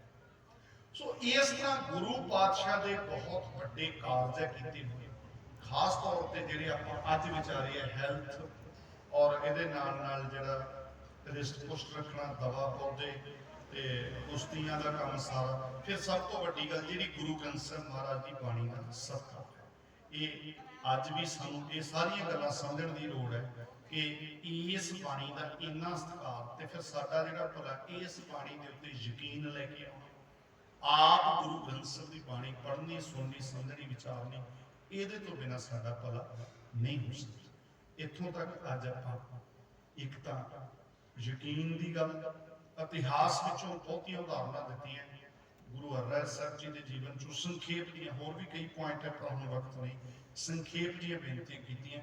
ਸਿਰਫ ਤੇ ਸਿਰਫ ਮੈਂ ਤੁਹਾਡੇ ਥੋੜਾ 5 ਮਿੰਟ ਚ ਇੱਕ ਮਸਲਾ ਜ਼ਰੂਰ ਧਿਆਨ ਵਿੱਚ ਲਿਆਉਣਾ। ਮੇਰੇ ਕੋਲ ਫਾਈਲ ਮੈਂ ਲੈ ਕੇ ਆਇਆ ਸੀਗਾ, ਇਸੇ ਲਈ ਇੱਕ ਬੇਨਤੀ ਨੋਟ ਕਰ ਲਿਓ ਜੀ ਕਿਰਪਾ ਕਰਕੇ। ਬੰਦੀ ਸਿੰਘਾਂ ਦੀ ਰਿਹਾਈ ਦੇ ਮਸਲੇ ਤੇ ਥੋੜਾ ਜਿਹਾ ਧਿਆਨ ਦੇ ਦਿਓ ਵੀ ਇਹ ਮਸਲਾ ਕੀ ਹੈ। ਬੰਦੀ ਸਿੰਘਾਂ ਬਾਰੇ ਸੁਣਿਆ ਆਪ ਜੀ ਨੇ ਕਿ ਨਹੀਂ? ਕਿਉਂਕਿ ਇਹ ਵੀ ਸਾਡਾ ਫਰਜ਼ ਬਣਦਾ, ਸੱਚ ਸੁਣਾਏ ਸੀ ਸੱਚ ਕੀ ਮਿਲਿਆ। 5 ਮਿੰਟ ਤੁਹਾਡਾ ਵਕਤ ਲੈਣਾ, ਫਿਰ ਆਪਾਂ ਆਨੰਦ ਸਾਹਿਬ ਪੜ੍ਹਦੇ ਹਾਂ। ਧਿਆਨ ਦਿਓ ਜੀ ਕਿਰਪਾ ਕਰਕੇ। ਇਹ ਬੰਦੀ ਸਿੰਘ ਹੈ ਕੌਣ ਨਹੀਂ ਪਤਾ, ਜਿਹੜੇ ਜੇਲ੍ਹਾਂ 'ਚ ਬੈਠੇ ਸੀ। ਆਮ ਤੌਰ ਤੇ ਗੱਲ ਚੱਲਦੀ, ਔਰ ਜੇਲ੍ਹਾਂ 'ਚ ਬੈਠੇ ਉਹਨਾਂ ਦੀ ਗੱਲ ਕਿਉਂ ਛੇੜਦੇ ਹੋ? ਬੈਠੇ ਰਹੇ। ਇਹ ਬੰਦੀ ਸਿੰਘ ਕੌਣ ਨੇ? ਇਹ ਬੰਦੀ ਸਿੰਘ ਉਹ ਨੇ ਜੀ ਜਿਨ੍ਹਾਂ ਨੇ ਦੋ ਤਰ੍ਹਾਂ ਦੇ ਸਿੰਘ ਇਹਨਾਂ 'ਚ, ਜਦੋਂ ਪਿਛਲੇ ਸਮੇਂ ਦੇ ਵਿੱਚ ਸਿੱਖਾਂ ਦੇ ਉੱਤੇ ਅਤਿਆਚਾਰ ਹੋ ਰਿਹਾ ਸੀ, ਝੂਠੇ ਪੁਲਿਸ ਮੁਕਾਬਲੇ ਬਣਾਏ ਜਾ ਰਹੇ ਸੀ, ਉਹਨਾਂ ਦੁਸ਼ਟਾਂ ਨੂੰ ਕੁਝ ਨੌਜਵਾਨ ਸਾਡੇ ਭਰਾਵਾਂ ਨੂੰ ਇਹ ਗੱਲ ਝੱਲੀ ਨਹੀਂ ਗਈ। ਜਦੋਂ ਵੇਖਿਆ ਆਹ ਸੂਬੇ ਤੇ ਬੰਦਾ ਮਾਰਦਾ, ਉੱਥੇ ਮਾਰਦਾ, ਇੱਥੇ ਪੁਲਿਸ ਮੁਕਾਬਲਾ, ਝੂਠੇ ਐ ਬੰਦੇ ਚੱਕ ਕੇ ਮਾਰਨੇ ਸ਼ੁਰੂ ਕਰਤੇ। ਸਾਰੀ ਦੁਨੀਆ ਡਰੀ ਹੋਈ ਸੀ। ਜਦੋਂ ਐ ਖਤਮ, ਤਰਨ ਦੇ ਏਰੀਏ 'ਚ ਕਈ ਸਾਲ ਬਰਾਤਾਂ ਨਹੀਂ ਸੀ ਜਦੋਂ ਚੜੀਆਂ, ਤਾਂ ਸਾਡੇ ਕੁਝ ਵੀਰਾਂ ਤੋਂ ਇਹ ਗੱਲ ਝੱਲੀ ਨਾ ਗਈ। ਉਹਨਾਂ ਨੇ ਆਪਣੇ ਤੌਰ ਤੇ ਇਹ ਕਾਰਵਾਈ ਕੀਤੀ। ਇੱਕ ਤਾਂ ਉਹ ਸਿੰਘ ਹੈ, ਦੂਜੇ ਕਈ ਸਿੰਘ ਉਹ ਨੇ ਜਿਨ੍ਹਾਂ ਨੇ ਦੁਸ਼ਟਾਂ ਨੂੰ ਸੋਧੇ ਲਾਏ। ਸਾਡੇ ਲਈ ਤਾਂ ਉਹ ਯੋਧੇ, ਕਾਨੂੰਨ ਦੇ ਲਈ ਉਹ ਕੀ ਨੇ? ਕਾਤਲ ਨੇ। ਕਾਨੂੰਨ ਨੂੰ ਇਹ ਕਹੂਗਾ। ਪਰ ਦੋ ਤਰ੍ਹਾਂ ਦੇ ਸਿੰਘ ਨੇ। ਇੱਕ ਤਾਂ ਉਹ ਨੇ ਜਿਹੜੇ ਕਾਨੂੰਨ ਮੁਤਾਬਕ ਸਾਬਤ ਹੋਏ ਵੀ ਇਹਨਾਂ ਨੇ ਚਲੋ ਬੰਦਾ ਫਲਾਣਾ ਮਾਰਿਆ। ਇੱਕ ਉਹ ਨੇ ਜਿਹੜੇ ਸਾਬਤ ਵੀ ਨਹੀਂ ਹੋਏ। ਇਹ ਦੋ ਤਰ੍ਹਾਂ ਦੇ, ਤੇ ਦੋਨਾਂ ਤਰ੍ਹਾਂ ਦੇ ਸਾਡੇ ਤਾਂ ਉਹ ਹੀਰੇ ਹੈ, ਕਿਉਂਕਿ ਉਹਨਾਂ ਨੇ ਕੋਈ ਨਿੱਜੀ ਨਹੀਂ ਕੰਮ ਕੀਤਾ। ਕੋਈ ਨਾ ਵੱਟਦਾ ਰੌਲਾ ਸੀ, ਨਾ ਕੋਈ ਝਗੜਾ ਝਮੇਲਾ ਸੀ। ਉਹ ਤਾਂ ਇੱਕ ਗੁਰੂ ਦੇ ਪਿਆਰ 'ਚ ਭੇਜਿਆ ਨੇ ਕਿ ਸਾਡੇ ਭੈਣ ਭਰਾਵਾਂ ਤੇ ਏਡਾ ਅਤਿਆਚਾਰ ਹੋ ਰਿਹਾ, ਇਹਨੂੰ ਠੱਲਣ ਲਈ ਕੀਤਾ। ਤਾਂ ਇਹਦੇ ਲਈ ਜਿਹੜੀ ਟੋਟਲ ਬੰਦੀ ਸਿੰਘ ਨੇ ਵੱਖ-ਵੱਖ ਜੇਲ੍ਹਾਂ ਦੇ ਵਿੱਚ, ਉਹ ਗੁਰੂ ਸਵਾਰਿਓ ਹੈਗੇ ਨੇ 23। ਹੁਣ ਜਿਹੜੀ ਗੱਲ ਹੈ, ਸਾਰੇ ਬੰਦੀ ਸਿੰਘਾਂ ਨੂੰ ਕੇਂਦਰ ਸਰਕਾਰ ਆਰਟੀਕਲ 72 ਦੇ ਤਹਿਤ ਛੱਡ ਸਕਦੀ ਹੈ। ਸਾਰੇ ਛੱਡ ਦੇਣੇ ਚਾਹੀਦੇ ਉਹਨਾਂ ਨੂੰ। ਪਰ ਜਿਹੜਾ ਇੱਕ ਨੋਟੀਫਿਕੇਸ਼ਨ ਕੇਂਦਰ ਸਰਕਾਰ ਨੇ ਕੀਤਾ ਸੀਗਾ 11 ਅਕਤੂਬਰ 2019 ਨੂੰ, ਆ ਮੇਰੇ ਕੋਲ ਨੇ ਸਾਰੇ ਡਾਕੂਮੈਂਟ ਜਿੰਨੇ ਵੀ ਮੈਂ ਤੁਹਾਨੂੰ, ਆ 11 ਅਕਤੂਬਰ 2019 ਨੂੰ ਕੇਂਦਰ ਸਰਕਾਰ ਨੇ ਇੱਕ ਨੋਟੀਫਿਕੇਸ਼ਨ ਕੀਤਾ ਸੀ, ਜਿਹਦੇ ਮੁਤਾਬਕ ਇਹ ਸੀਗਾ ਕਿ 8 ਬੰਦੀ ਸਿੰਘਾਂ ਨੂੰ ਛੱਡਿਆ ਜਾਊਗਾ। ਇੱਕ ਸਿੰਘ ਜਿਹੜੇ ਭਾਈ ਰਾਜੂਆਣਾ ਨੇ, ਉਹਨਾਂ ਦੀ ਜੇਲ੍ਹ, ਉਹਨਾਂ ਦੀ ਜਿਹੜੀ ਫਾਂਸੀ ਹੈ ਉਹ ਉਮਰ ਕੈਦ 'ਚ ਬਦਲੀ। ਇਹ ਮਸਲੇ ਨੂੰ ਪਲੀਜ਼ ਧਿਆਨ ਨਾਲ ਸੁਣੋ, ਨਿਰਦੇ ਗੱਲਾਂ ਨਹੀਂ ਹੁੰਦੀਆਂ। ਹੋਇਆ ਕਿ ਸਿਰਫ 3 ਸਿੰਘ ਸਾਡੇ ਜਿਹੜੇ ਛੱਡੇ ਆ, 3 ਸਿੰਘ, ਭਾਈ ਨੰਦ ਸਿੰਘ ਜੀ, ਭਾਈ ਲਾਲ ਸਿੰਘ ਤੇ ਭਾਈ ਸੁਵੇਗ ਸਿੰਘ। ਸੈਂਟਰ ਸਰਕਾਰ ਕਹਿੰਦੀ ਸੀ ਕਿ ਗੁਰੂ ਨਾਨਕ ਸਾਹਿਬ ਜੀ ਦੇ 550 ਸਾਲਾ ਪ੍ਰਕਾਸ਼ ਪੁਰਬ ਨੂੰ ਸਮਰਪਿਤ ਅਸੀਂ ਗੁਰੂ ਨਾਨਕ ਸਾਹਿਬ ਦੇ ਸਨਮਾਨ 'ਚ ਇਹ ਫੈਸਲਾ ਲਿਆ ਕਿ ਅਸੀਂ 8 ਬੰਦੇ ਛੱਡਾਂਗੇ, ਪਰ 3 ਛੱਡੇ। 3 ਬੰਦੇ ਉਹਨਾਂ ਦਾ ਨਾਂ ਇਸ ਨੋਟੀਫਿਕੇਸ਼ਨ 'ਚ ਪਾ ਦਿੱਤਾ ਗਿਆ ਜਿਹੜੇ ਪਹਿਲਾਂ ਹੀ ਰਿਹਾ ਹੋ ਚੁੱਕੇ ਸੀ, ਪਹਿਲਾਂ ਹੀ ਰਿਹਾ। ਬਲਵੀਰ ਸਿੰਘ, ਬਰਿਆਮ ਸਿੰਘ ਤੇ ਹਰਜਿੰਦਰ ਸਿੰਘ, ਇਹ 3 ਬੰਦੇ ਪਹਿਲੇ ਰਿਹਾ ਸੀ, ਪਰ ਆ ਜਿਹੜਾ ਮੈਂ ਤੁਹਾਨੂੰ ਨੋਟੀਫਿਕੇਸ਼ਨ ਦਿਖਾਉਂਦਾ ਇਹਦੇ 'ਚ ਇਹਦਾ ਨਾਮ ਪਾ। ਤਾਂ ਇਹਦੇ ਤੇ ਅਸੀਂ ਪਿਛਲੇ ਸਮਿਆਂ 'ਚ ਸੰਘਰਸ਼ ਵੀ ਕਰਦੇ ਰਹੇ, ਹੁਣ ਵੀ ਲਗਾਤਾਰ ਇਹ ਗੱਲ ਚੱਲਦੀ ਹੈ। ਕੇਂਦਰੀ ਮੰਤਰੀ ਨੂੰ ਵੀ ਮਿਲੇ, ਉਹਨਾਂ ਨੂੰ ਅਸੀਂ ਕਿਹਾ ਸੀ ਕਿ ਇਹ 3 ਬੰਦਿਆਂ ਦੀ ਥਾਂ ਤੇ ਹੋਰ ਵੀ ਸੁਹਿਰਦ ਵੀਰ ਨਾਲ ਸੀਗੇ, ਲਖਵਿੰਦਰ ਸਿੰਘ, ਸ਼ਮਸ਼ੇਰ ਸਿੰਘ ਤੇ ਗੁਰਮੀਤ ਸਿੰਘ ਦਾ ਨਾਮ ਪਾ ਦਿਓ, ਕਿਉਂਕਿ ਇਹ ਬੰਦੇ ਉਹ ਨੇ 25 ਸਾਲ ਤੋਂ ਬਾਅਦ ਇਹ ਕੈਦ ਵੀ ਕੱਟ ਚੁੱਕੇ ਹੈ ਔਰ ਇਹ ਚੰਡੀਗੜ੍ਹ ਦੇ ਕੈਦੀ ਹੈ। ਸਿੱਧਾ ਤੁਹਾਡੇ ਅੰਡਰ ਕੰਮ ਹੈ, ਇਹ ਕਰ ਦਿਓ। 2 ਸਿੰਘ ਜਿਹੜੇ ਨੇ, ਜਿਹੜਾ ਨੋਟੀਫਿਕੇਸ਼ਨ ਹੈ ਉਹਦੀ ਗੱਲ ਕਰ ਰਹੀ ਹਾਂ ਪਹਿਲਾਂ, ਉਹਦੇ ਚੋਂ ਇੱਕ ਭਾਈ ਗੁਰਦੀਪ ਸਿੰਘ ਖੇੜਾ, ਜਿਹੜਾ ਕਿ ਕਰਨਾਟਕ ਦੇ ਵਿੱਚ ਇਹਨਾਂ ਦਾ ਕੇਸ ਰਜਿਸਟਰਡ ਹੈ ਤੇ ਅੱਜ ਕੱਲ ਅੰਮ੍ਰਿਤਸਰ ਜੇਲ੍ਹ ਦੇ ਵਿੱਚ ਨੇ। ਦੂਜੇ ਪ੍ਰੋਫੈਸਰ ਦਵਿੰਦਰਪਾਲ ਸਿੰਘ ਭੁੱਲਰ ਨੇ, ਜਿਨ੍ਹਾਂ ਦਾ ਕੇਸ ਦਿੱਲੀ ਦੇ ਵਿੱਚ ਰਜਿਸਟਰਡ ਹੈ ਤੇ ਇਹ ਵੀ ਗੁਰੂ ਨਾਨਕ ਹਸਪੀਟਲ ਅੰਮ੍ਰਿਤਸਰ ਜੇਰੇ ਇਲਾਜ ਨੇ। ਤੇ ਹੁਣ ਇਹ ਮਸਲਾ ਕੀ ਹੈ, ਇਹ ਬੰਦੀ ਸਿੰਘ ਛੱਡਣੇ ਕੀ ਨਹੀਂ ਹੈ, ਕਿਵੇਂ ਹੈ ਗੱਲਬਾਤ, ਉਹਦੇ ਤੇ ਬੜਾ ਰੌਲਾ, ਬੜੀ ਚਰਚਾ, ਬੜੇ ਗੱਲ ਇਹ ਹੈ। ਸਭ ਤੋਂ ਪਹਿਲੀ ਗੱਲ ਇਹ ਹੈ ਕਿ ਕੇਂਦਰ ਸਰਕਾਰ ਆਰਟੀਕਲ 72 ਦੇ ਤਹਿਤ ਸਾਰੇ ਸਿੰਘਾਂ ਨੂੰ ਛੱਡ ਸਕਦੀ ਹੈ, ਉਹਨਾਂ ਕੋਲ ਇਹ ਅਧਿਕਾਰ ਹੈ। ਪਰ ਉਹਨਾਂ ਨੇ ਆਪ ਛੱਡਣ ਦੀ ਥਾਂ ਕੀ ਕੀਤਾ, ਜਿਹੜੇ 8 ਸਿੰਘਾਂ ਨੂੰ ਛੱਡਣ ਦੀ ਗੱਲ ਕੀਤੀ, ਸੰਬੰਧਿਤ ਸਰਕਾਰ ਆਪਣੇ ਵੱਲੋਂ ਤਾਂ ਹਾਂ ਪੱਕੀ ਕਰਤਾ ਨੋਟੀਫਿਕੇਸ਼ਨ, ਸਮਝ ਆ ਗਈ। ਸੰਬੰਧਿਤ ਸਰਕਾਰਾਂ ਨੂੰ ਕਹਿਤਾ ਵੀ ਤੁਸੀਂ ਛੱਡ ਜਾਓ। ਤਾਂ ਉੱਥੇ ਕੰਮ ਅੜਿਆ ਹੋਇਆ ਇਹ ਹੈ ਕਿ ਕਰਨਾਟਕ ਦੇ ਵਿੱਚ ਬੀਜੇਪੀ ਦੀ, ਮੈਨੂੰ ਥੋੜੇ ਪਾਰਟੀਆਂ ਨਾਂ ਲੈਣੇ ਪੈਣੇ, ਇਹਨੂੰ ਪਾਰਟੀ ਨਾ ਕਰੇ, ਫਿਰ ਨਹੀਂ ਸਮਝ ਨਹੀਂ ਆਉਂਦੀ। ਇਹ ਨਹੀਂ ਮੈਂ ਕਿਸੇ ਪਾਰਟੀ ਦਾ ਵਿਰੋਧ ਜਾਂ ਪੱਖ ਕਰ ਰਿਹਾ, ਪਰ ਸਾਂਝੀ ਗੱਲ ਕਰ ਰਹੀ ਹਾਂ, ਪਰ ਇਹ ਨਾਂ ਥੋੜੇ ਜਿਹੇ ਲੈਣੇ ਪੈਣਗੇ, ਫਿਰ ਪਤਾ ਲੱਗਾ। ਕਰਨਾਟਕ ਦੇ ਵਿੱਚ ਬੀਜੇਪੀ ਦੀ ਗਵਰਨਮੈਂਟ ਹੈ ਤੇ ਉਹ ਭਾਈ ਗੁਰਦੀਪ ਸਿੰਘ ਖੇੜਾ ਨੂੰ ਉਹ ਛੱਡ ਸਕਦੇ ਆ, ਉਹਨੂੰ ਛੱਡਣਾ ਚਾਹੀਦਾ। ਦਿੱਲੀ ਦੇ ਵਿੱਚ ਜਿਹੜਾ ਭੁੱਲਰ ਸਾਹਿਬ ਦਾ ਮਸਲਾ ਕੀ ਹੈ, ਇਹਨੂੰ ਬੜੇ ਧਿਆਨ ਨਾਲ ਇਸ ਕਰਕੇ ਵੀ ਸਮਝਿਓ ਕਿ ਦਵਿੰਦਰਪਾਲ ਸਿੰਘ ਭੁੱਲਰ ਦਾ ਮਸਲਾ ਇਹ ਹੈ ਕਿ ਭੁੱਲਰ ਦੇ ਖਿਲਾਫ 133 ਗਵਾਹ ਤਿਆਰ ਕੀਤੇ ਗਏ, ਜਿਨ੍ਹਾਂ ਵਿੱਚੋਂ ਇੱਕ ਵੀ ਉਹਦੇ ਖਿਲਾਫ ਨਹੀਂ ਸੀ ਪੁੱਟਿਆ। ਜਿਹੜਾ ਸਰਕਾਰੀ ਵਕੀਲ ਪ੍ਰੋਫੈਸਰ ਭੁੱਲਰ ਦੇ ਖਿਲਾਫ ਕੇਸ ਲੜਦਾ ਸੀ, ਉਹ ਵਕੀਲ ਜਦੋਂ ਰਿਟਾਇਰ ਹੋ ਗਿਆ, ਉਸ ਤੋਂ ਬਾਅਦ ਰਿਟਾਇਰਮੈਂਟ ਤੋਂ ਬਾਅਦ ਉਹਨੇ ਕਿਹਾ ਕਿ ਭੁੱਲਰ ਬੇਕਸੂਰ ਹੈ। ਬੜੀ ਜ਼ਰੂਰੀ ਗੱਲ ਦੱਸਣ ਲੱਗੇ। ਤਾਂ ਅਗਲਿਆਂ ਅੱਗੋਂ ਸਵਾਲ ਕੀਤਾ, ਜੇ ਬੇਕਸੂਰ ਹੈ ਤੂੰ ਤਾਂ ਉਹਦੇ ਖਿਲਾਫ ਕੇਸ ਲੜਦਾ ਸੀ। ਉਹ ਕਹਿੰਦਾ ਜੀ ਉਦੋਂ ਮੈਂ ਸਰਕਾਰੀ ਵਕੀਲ ਸੀ, ਮੇਰੀ ਤਾਂ ਉਹ ਜੌਬ ਸੀ, ਪਰ ਹੈ ਬੇਕਸੂਰ। ਸਮਝ ਆ ਗਿਆ। ਹੁਣ ਪ੍ਰੋਫੈਸਰ ਦਵਿੰਦਰਪਾਲ ਸਿੰਘ ਭੁੱਲਰ ਦਾ ਜਿਹੜਾ ਮਸਲਾ ਹੈ, ਉਹ ਸਾਰੇ ਪਾਸਿਓਂ ਹਾਂ ਪੱਕੀ ਰਿਪੋਰਟਾਂ ਜਾ ਚੁੱਕੀਆਂ, ਸੈਂਟੈਂਸ ਰਿਵਿਊ ਬੋਰਡ ਕੋਲ ਫਾਈਲ ਪਈ ਹੈ। ਪਹਿਲਾਂ ਇਹ ਮੰਨਦੇ ਨਹੀਂ ਸੀ, ਪਹਿਲਾਂ ਕਹਿੰਦੇ ਸੀ ਐਲਜੀ ਕੋਲ ਹੈ। ਜਦੋਂ ਅਸੀਂ ਪਬਲਿਕ ਦੇ ਵਿੱਚ ਡਾਕੂਮੈਂਟ ਵੰਡੇ ਤਾਂ ਫਿਰ ਕਹਿੰਦੇ ਨਹੀਂ ਜੀ ਇਹ ਸੈਂਟੈਂਸ ਰਿਵਿਊ ਬੋਰਡ ਕੋਲ ਹੈ, ਪਰ ਉੱਥੇ ਵੱਡੇ ਵੱਡੇ ਜੱਜ ਹੁੰਦੇ ਆ, ਇਹ ਹੁੰਦਾ ਉਹ ਹੁੰਦਾ, ਝੂਠ ਬੋਲਦੇ ਸੀ। ਤਾਂ ਫਿਰ ਅਸੀਂ ਜਿਹੜਾ ਇਹਨਾਂ ਦਾ ਸੈਂਟੈਂਸ ਰਿਵਿਊ ਬੋਰਡ ਹੈ ਦਿੱਲੀ ਦਾ, ਆਹ ਡਾਕੂਮੈਂਟ ਉਹਨਾਂ ਦਾ ਹੀ ਹੈ। ਦੱਸਿਆ ਲੋਕਾਂ ਨੂੰ ਕਿ 4 ਵਾਰੀ ਪਹਿਲਾਂ ਭੁੱਲਰ ਸਾਹਿਬ ਦੀ ਫਾਈਲ ਜਿਹੜੀ ਹੈ ਰਿਜੈਕਟ ਕਰ ਚੁੱਕੇ ਆ, ਹੁਣ 5ਵੀਂ ਵਾਰੀ ਫਾਈਲ ਇਹਨਾਂ ਕੋਲ ਆਈ ਹੋਈ ਹੈ। 4 ਵਾਰ ਪਹਿਲਾਂ ਡੇਟ ਵਾਈਜ਼ ਦੱਸਿਆ ਹੋਇਆ, ਡਿਟੇਲ ਚ ਨਹੀਂ ਹੋ ਜਾਂਦਾ। ਆ ਜੀ 7 ਬੰਦੇ ਆ ਸੈਂਟੈਂਸ ਰਿਵਿਊ ਬੋਰਡ ਦੇ, ਜਿਹਦੇ ਵਿੱਚ ਇੱਕ ਬੰਦਾ ਹੈਗਾ ਸੈਸ਼ਨ ਜੱਜ ਦਾ, ਇੱਕ ਬੰਦਾ ਦਿੱਲੀ ਪੁਲਿਸ ਦਾ ਤੇ 5 ਬੰਦੇ ਦਿੱਲੀ ਸਟੇਟ ਦੀ ਗਵਰਨਮੈਂਟ ਦੇ ਸਤਿੰਦਰ ਜੈਨ ਦੇ ਚੇਅਰਮੈਨ। ਤਾਂ ਅਸੀਂ ਇਹਨਾਂ ਨੂੰ ਕਹਿੰਦੇ ਸੀ ਤੁਸੀਂ ਤੁਹਾਡੇ ਕੋਲੇ ਕੋਈ ਮਸਲਾ ਨਹੀਂ, ਸਿਰਫ 2 ਮਸਲੇ ਹੈ, ਇੱਕ ਪ੍ਰੋਫੈਸਰ ਭੁੱਲਰ ਸਾਹਿਬ ਦੀ ਰਿਹਾਈ ਤੇ ਦੂਜਾ ਭਾਈ ਜਗਤਾਰ ਸਿੰਘ ਹਵਾਰਾ ਦੀ ਜਿਹੜੀ ਪੰਜਾਬ ਦੇ ਵਿੱਚ ਜੇਲ੍ਹ ਟ੍ਰਾਂਸਫਰ ਹੋਣੀ ਹੈ, ਉਹ ਇਹਨਾਂ ਨੇ ਕਰਨੀ ਹੈ। ਉਹ ਕਰਨ ਦੀ ਥਾਂ ਤੇ ਇਹ ਬੰਦੇ ਝੂਠ ਬੋਲ ਰਹੇ ਗੱਲ ਤੇ। ਔਰ ਹੁਣ ਜਿਹੜੀ ਲੇਟੈਸਟ ਗੱਲ ਕਰ ਰਹੇ ਹੈ ਕਿ ਜੀ ਦਿੱਲੀ ਪੁਲਿਸ ਨਹੀਂ ਮੰਨਦੀ ਬੰਦੀ ਸਿੰਘਾਂ ਨੂੰ ਛੱਡਣ ਦੇ ਲਈ, ਸਾਡੇ ਬੰਦੇ ਓਕੇ ਹੈ। ਮੈਂ ਤੁਹਾਨੂੰ ਦੱਸਣਾ ਚਾਹੁੰਦਾ ਕਿ ਦਿੱਲੀ ਪੁਲਿਸ ਨੇ ਕਦੇ ਵੀ ਕਿਸੇ ਸਿੰਘ ਦੀ ਰਿਹਾਈ ਲਈ ਹਾਂ ਪੱਖੀ ਹੁੰਗਾਰਾ ਕਦੇ ਵੀ ਨਹੀਂ ਭਰੇ। ਉਹਨਾਂ ਨੂੰ ਪੁੱਛਣ ਦੀ ਕੋਈ ਲੋੜ ਨਹੀਂ। ਜਦੋਂ ਇਹ ਪਾਵਰ ਦੇ ਵਿੱਚ ਨੇ, ਇਹਨਾਂ ਨੂੰ ਆਪ ਹੀ ਛੱਡ ਦੇਣਾ ਚਾਹੀਦਾ। ਸ਼ੀਲਾ ਦੀਕਸ਼ਤ ਸੀਗੀ, ਜਦੋਂ ਉਹ ਕੁੱਕੀ ਵਾਲਾ ਕੇਸ ਸੀ, ਕੁੱਕੀ ਨੂੰ ਛੱਡਿਆ ਗਿਆ ਸੀ, ਉਦੋਂ ਉਹਨੇ ਯੋਗਦਾਨ ਪਾ ਕੇ ਛੱਡਿਆ ਸੀ। ਹੋਰ ਬਹੁਤ ਕੁਝ ਕਿਹਾ ਜਾ ਸਕਦਾ। ਹੁਣ ਮੈਂ ਇਹ ਵੀ ਤੁਹਾਡੇ ਧਿਆਨ 'ਚ ਲਿਆਉਣਾ ਚਾਹੁੰਦਾ ਵੀ ਇਹ ਗੱਲਾਂ ਮਾਤਾ ਜੀ ਮੇਰੀਆਂ ਭੈਣਾਂ ਬੈਠੀਆਂ, ਬਜ਼ੁਰਗੋ, ਨੌਜਵਾਨੋ, ਇਹ ਕੌਣ ਕਰੂਗਾ? ਮੈਂ ਤੁਹਾਨੂੰ ਦੱਸਣਾ ਚਾਹੁੰਦਾ ਪ੍ਰੋਫੈਸਰ ਭੁੱਲਰ ਉਹ ਬੰਦਾ ਜਿਹਦੀ ਮੈਰਿਜ ਨੂੰ 2.5-3 ਮਹੀਨੇ ਹੋਏ ਸੀਗੇ, ਔਰ ਆਪਾਂ ਸਾਰੇ ਪਰਿਵਾਰਾਂ ਵਾਲੀਆਂ ਬਜ਼ੁਰਗੋ ਇੱਕ ਬੱਚੀ ਨੂੰ ਜੰਮ ਪਾਲ ਕੇ ਪਲੋਸ਼ ਕੇ ਨੌਜਵਾਨ ਕਰਕੇ ਕਿਵੇਂ ਘਰੇ ਤੋਰੀਦਾ। ਚਲੋ ਹੁਣ ਆਪਣੇ ਪੈਰਾਂ ਸਿਰ ਆਪਣਾ ਪਰਿਵਾਰ ਅੱਗੇ ਬੰਨੂਗੀ, ਪਰ ਉਹ 2.5-3 ਮਹੀਨਿਆਂ ਬਾਅਦ ਹੀ ਉਹਦੀ ਵਾਈਫ ਉਸ ਤਰ੍ਹਾਂ ਕਚਹਿਰੀਆਂ 'ਚ ਸਾਰੇ ਪਾਸੇ ਚੱਕਰ ਕੱਟ ਰਹੀ ਹੈ। ਹੁਣ ਉਹ ਮਾਨਸਿਕ ਰੋਗੀ ਵੀ ਹੈ, ਸਰੀਰਕ ਪ੍ਰੋਬਲਮਾਂ ਦੇ ਵਿੱਚ ਬੁਰੀ ਤਰ੍ਹਾਂ ਪਿੰਜਿਆ ਪਿਆ। ਹੁਣ ਕੁਛ ਨਹੀਂ, ਹੁਣ ਤਾਂ ਸਿਰਫ ਇੰਨੀ ਇੱਛਾ ਹੈਗੀ ਉਹਨਾਂ ਦੇ ਪਰਿਵਾਰ ਦੀ, ਘੱਟੋ ਘੱਟ ਆਪਣੀ ਜ਼ਿੰਦਗੀ ਦੇ ਆਖਰੀ ਸਾਹ ਜਿਹੜੇ ਨੇ ਉਹ ਆਪਣੇ ਘਰ ਵਿੱਚ ਲੈ ਲਵੇ। ਪਰਿਵਾਰ 'ਚ ਕੋਈ ਬੱਚਾ ਵੀ ਨਹੀਂ ਹੋਇਆ ਕਿਉਂਕਿ 2.5-3 ਮਹੀਨੇ ਨੂੰ ਵਿਆਹ ਨੂੰ ਹੋਈ ਸੀ।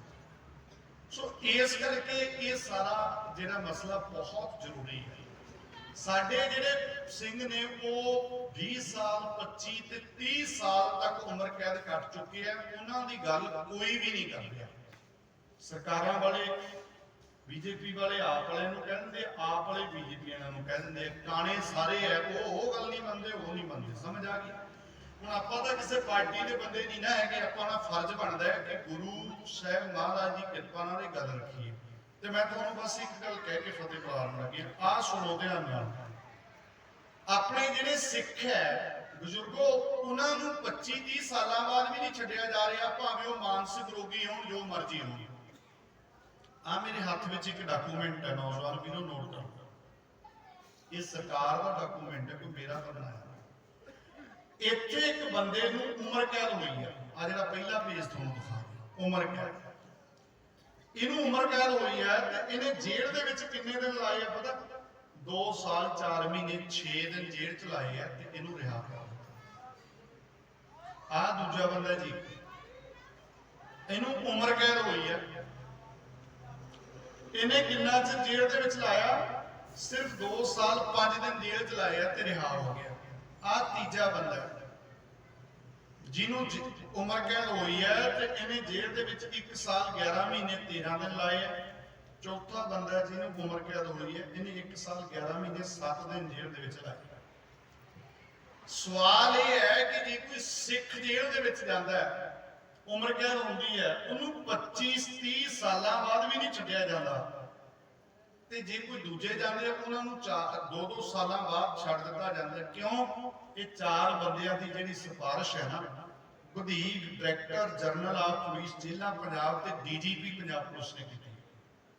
ਆ ਜਿਹੜੇ ਬੰਦੇ ਆ ਉਮਰ ਕੈਦਾਂ ਹੋਈਆਂ, ਪਰ ਇਹਨਾਂ ਨੂੰ ਸਿਫਾਰਿਸ਼ ਕਰਨ ਵਾਲਾ ਡੀਜੀਪੀ ਹੈ। ਵੱਡੇ ਬੰਦਿਆਂ ਨੇ ਸਿਫਾਰਿਸ਼ਾਂ ਕਰਤੀਆਂ ਤੇ ਛੱਡਤੇ। ਤੇ ਹੁਣ ਮੈਂ ਤੁਹਾਨੂੰ ਹੱਥ ਬੰਨ ਕੇ ਬੇਨਤੀ ਕਰਦਾ, ਤੁਸੀਂ ਤਾਂ ਵੱਖੋ ਵੱਖਰੀਆਂ ਪਾਰਟੀਆਂ ਤੁਰੇ ਫਿਰਦੇ ਆ, ਤੇ ਫਿਰ ਇਹ ਆਪਣੇ ਬੰਦੀ ਸਿੰਘਾਂ ਦੀ ਸਿਫਾਰਿਸ਼ ਕੀ ਨਹੀਂ ਕਰਨੀ? ਜਿਹੜੀ ਮਰਜ਼ੀ ਪਾਰਟੀ 'ਚ ਰਹੋ, ਪਰ ਇਹਨਾਂ ਸਿੰਘਾਂ ਦੀ ਸਿਫਾਰਿਸ਼ ਤਾਂ ਤੁਸੀਂ ਵੀ ਕਰਨੀ ਹੈ ਸੰਗਤ, ਤੁਸੀਂ ਵੀ ਕਰਨੀ ਹੈ। ਹੁਣ ਵੋਟਾਂ ਦਾ ਸਮਾਂ ਵੀ ਲੰਘ ਚੁੱਕਿਆ, ਪਹਿਲਾਂ ਕਹਿੰਦੇ ਵੋਟਾਂ ਵੇਲੇ ਗੱਲ ਕਰਦੇ, ਵੋਟਾਂ ਦਾ ਸਮਾਂ ਵੀ ਲੰਘ ਚੁੱਕਿਆ। ਜਿਹੜੇ ਬੰਦੇ ਜਿਹੜੀਆਂ ਪਾਰਟੀਆਂ ਨਾਲ ਸੰਬੰਧਤ ਹਨ ਉਹਨਾਂ ਨੂੰ ਹੱਥ ਬੰਨ੍ਹ ਕੇ ਬੇਨਤੀ ਕਰਦਾ ਕਿ ਆਪਣੇ ਆਪਣੇ ਲੀਡਰਾਂ ਨੂੰ ਕਹੋ ਜਿੰਨੀ ਤੁਹਾਡੀ ਜ਼ਿੰਮੇਵਾਰੀ ਬਣਦੀ ਹੈ ਉਨੀ ਨਿਭਾਓ, ਅਸੀਂ ਤੁਹਾਡਾ ਧੰਨਵਾਦ ਕਰਾਂਗੇ। ਜਿੰਨੀ ਜ਼ਿੰਮੇਵਾਰੀ ਜਿਹਦੀ ਬਣਦੀ ਹੈ, ਪ੍ਰੋਫੈਸਰ ਭੁੱਲਰ ਵਾਲਾ ਮਸਲਾ ਤੇ ਹਵਾਰਾ ਸਾਹਿਬ ਦੀ ਟ੍ਰਾਂਸਫਰ ਵਾਲਾ ਮਸਲਾ ਇਹਨਾਂ ਕੋਲ ਹੈ, ਕੇਜਰੀਵਾਲ ਹੋਰਾਂ ਕੋਲ, ਇਹ ਹੱਲ ਕਰਨ, ਬਾਕੀਆਂ ਦਾ ਬੀਜੇਪੀ ਕੋਲ ਹੈ ਉਹ ਹੱਲ ਕਰਨ, ਪਰ ਇੱਥੇ ਇੱਕ ਦੂਜੇ ਦਾ ਉਹਦਾ ਕਰੀ ਜਾਂਦੀ। ਇਸ ਲਈ ਸਰਕਾਰ ਜਿਹਦੀ ਮਰਜ਼ੀ ਬਣੇ, ਤੁਸੀਂ ਵੱਡੀ ਗਿਣਤੀ 'ਚ ਆਏ ਹੋ, ਜਿੱਤ ਕੇ ਆਏ ਹੋ, ਮੁਬਾਰਕ ਹੈ। ਸਾਨੂੰ ਇਸ ਗੱਲ ਦੀ ਖੁਸ਼ੀ ਹੈ ਕਿ ਉਹ ਦੁਸ਼ਟ ਹਾਰੇ ਆ ਪਹਿਲਾਂ ਵਾਲੇ, ਪਰ ਇਹਦਾ ਇਹ ਮਤਲਬ ਤਾਂ ਨਹੀਂ ਵੀ ਇਹ ਸਵਾਲ ਤਾਂ ਉੱਥੇ ਹੀ ਖੜੇ ਆ ਨਾ। ਜੇ ਤੁਸੀਂ ਕਿਸੇ ਤੋਂ ਜਿੱਤ ਗਏ ਜੀ, ਅਸੀਂ ਤਾਂ ਨਾਰੇ ਲਾਤੇ, ਤਾਂ ਕਰ, ਇਹ ਆਹ ਸਵਾਲਾਂ ਦਾ ਜਵਾਬ ਇਹ ਤਾਂ ਨਹੀਂ ਕਿ ਸੀਟਾਂ 92 ਆ ਗਈਆਂ। ਮੈਨੂੰ ਸਮਝਾ ਸਕਦਾ ਕੋਈ ਇਹ ਗੱਲ? ਇਹ ਬੰਦੇ ਉਦਾਂ ਹੀ ਚੀਕਾਂ ਮਾਰੀ ਜਾ ਰਹੇ। ਸੀਟਾਂ 92 ਦੀਆਂ ਮੁਬਾਰਕ, ਜੇ ਸੀਟਾਂ 117 ਵੀ ਆ ਜਾਂਦੀਆਂ, ਪਰ ਇਹਦਾ ਮਤਲਬ ਇਹ ਤਾਂ ਨਹੀਂ ਵੀ ਤੁਸੀਂ ਫਿਰ ਸਾਡੇ ਬੰਦੇ ਛੱਡਣੇ ਨਹੀਂ ਆ, ਛੱਡਣੇ ਚਾਹੀਦੇ ਆ। ਤਾਂ ਫਿਰ ਇਹਦੇ ਤੇ ਸਾਨੂੰ ਡਟ ਕੇ ਆਵਾਜ਼ ਬੁਲੰਦ ਕਰਨੀ ਚਾਹੀਦੀ ਹੈ। ਮੈਨੂੰ ਇਹ ਲੱਗਦਾ ਜੇ ਅਸੀਂ ਗੁਰੂ ਦੇ ਸਿੱਖ ਹਾਂ, ਕਿਉਂਕਿ ਇਹਨਾਂ ਬੰਦਿਆਂ ਦੀ ਕਿਸੇ ਨੇ ਆਵਾਜ਼ ਨਹੀਂ ਉਠਾਈ। ਸੰਗਤ 'ਚ ਬਹੁਤ ਤਾਕਤ ਹੈ, ਇਹ ਨਾ ਭੁਲੇਖਾ ਪਾ ਦਿਓ। ਜੇ ਸੰਗਤ ਆਵਾਜ਼ ਉਠਾਵੇ, ਪ੍ਰੋਫੈਸਰ ਦਵਿੰਦਰਪਾਲ ਸਿੰਘ ਭੁੱਲਰ ਵਰਗੇ ਬੇਕਸੂਰ ਨੂੰ ਫਾਂਸੀ ਟੰਗਣ ਲੱਗੇ ਸੀ, 1 ਕਰੋੜ ਬੰਦੇ ਨੇ ਸਾਈਨ ਕਰਕੇ ਦਿੱਤਾ, ਉਦੋਂ ਫਾਂਸੀ ਟਲ ਗਈ। ਹੁਣ ਦੇਖੋ, ਜੇ ਆਪਾਂ ਡਟ ਕੇ ਆਪੋ ਆਪਣੇ ਪੱਧਰ ਤੇ ਸਾਨੂੰ ਆਵਾਜ਼ ਬੁਲੰਦ ਕਰਨੀ ਚਾਹੀਦੀ ਹੈ। ਸੋ ਇਹ ਵੀ ਨਾਲ ਮੈਂ ਸੰਖੇਪ 'ਚ ਗਿਆ, ਡਿਟੇਲ ਤਾਂ ਮੇਰੇ ਕੋਲ ਸਾਰੇ ਇੱਥੇ ਡਾਕੂਮੈਂਟ ਮੌਜੂਦ ਨੇ, ਜਿੰਨੀਆਂ ਗੱਲਾਂ ਕੀਤੀਆਂ, ਵਿਸਥਾਰ 'ਚ ਨਹੀਂ ਗਿਆ, ਸ਼ਾਰਟ 'ਚ ਤੁਹਾਡੇ ਧਿਆਨ 'ਚ ਇਹ ਬੇਨਤੀਆਂ ਲਿਆਂਦੀਆਂ। ਸੋ ਸਾਰਿਆਂ ਦਾ ਧੰਨਵਾਦ ਜੀ। ਆਓ ਗੁਰੂ ਗ੍ਰੰਥ ਸਾਹਿਬ ਦੀ ਬਾਣੀ ਨਾਲ ਜੁੜੀਏ, ਅੰਮ੍ਰਿਤ ਛਕੀਏ, ਗੁਰੂ ਵਾਲੇ ਬਣੀਏ। ਇੰਨੀਆਂ ਬੇਨਤੀਆਂ ਪ੍ਰਵਾਨ ਕਰਿਓ। ਅੱਜ ਆਪਾਂ ਇਤਿਹਾਸ ਦੀ ਰੌਸ਼ਨੀ 'ਚ ਯਕੀਨ ਦੀ ਗੱਲ ਤੇ ਗੁਰੂ ਹਰਿਰਾਏ ਸਾਹਿਬ ਮਹਾਰਾਜ ਦੇ ਇਤਿਹਾਸ ਵਿੱਚ ਉੱਥੇ ਬੰਦੀ ਸਿੰਘਾਂ ਦੀ ਗੱਲ ਕੀਤੀ ਹੈ। ਭੁੱਲਾਂ ਚੁੱਕਾਂ ਦੀ ਮਾਫੀ। ਤੁਹਾਡਾ ਸਭ ਸਾਰੇ ਭੈਣ ਭਰਾਵਾਂ ਦਾ, ਵੀਰ ਬਜ਼ੁਰਗਾਂ ਦਾ ਬਹੁਤ ਧੰਨਵਾਦ। ਜਿਹੜੀ ਮਰਜ਼ੀ ਪਾਰਟੀ 'ਚ ਰਹੋ, ਵੀਰ ਬਣ ਕੇ ਮੇਰੇ ਪਿੱਛੇ ਆਪਸ 'ਚ ਨਹੀਂ ਲੜਨਾ, ਬਹਿਸ ਨਹੀਂ ਕਰਨੀ। ਕੋਈ ਨਾ ਸਮਝਣ 'ਚ ਦਿੱਕਤ ਲੱਗੇ, ਜਿੰਨਾ ਜਿਹਦਾ ਕਸੂਰ ਹੈ ਆਪਾਂ ਉਨੀ ਗੱਲ ਕਹੀਏ, ਠੋਕ ਕੇ ਤੇ ਸਾਨੂੰ ਕਹਿਣੀ ਚਾਹੀਦੀ ਹੈ। ਸੋ ਇਹ ਇੰਨੀਆਂ ਬੇਨਤੀਆਂ ਨੇ। ਸ਼੍ਰੀ ਗੁਰੂ ਗ੍ਰੰਥ ਸਾਹਿਬ ਮਹਾਰਾਜ ਦਾ ਕੋਟਿ ਕੋਟਿ ਸ਼ੁਕਰ ਹੈ। ਉਹ ਰਲ ਕੇ 6 ਪੌੜੀਆਂ ਆਨੰਦ ਸਾਹਿਬ ਦੇ ਪਾਠ, ਫਿਰ ਅਰਦਾਸ, ਹੁਕਮਨਾਮਾ।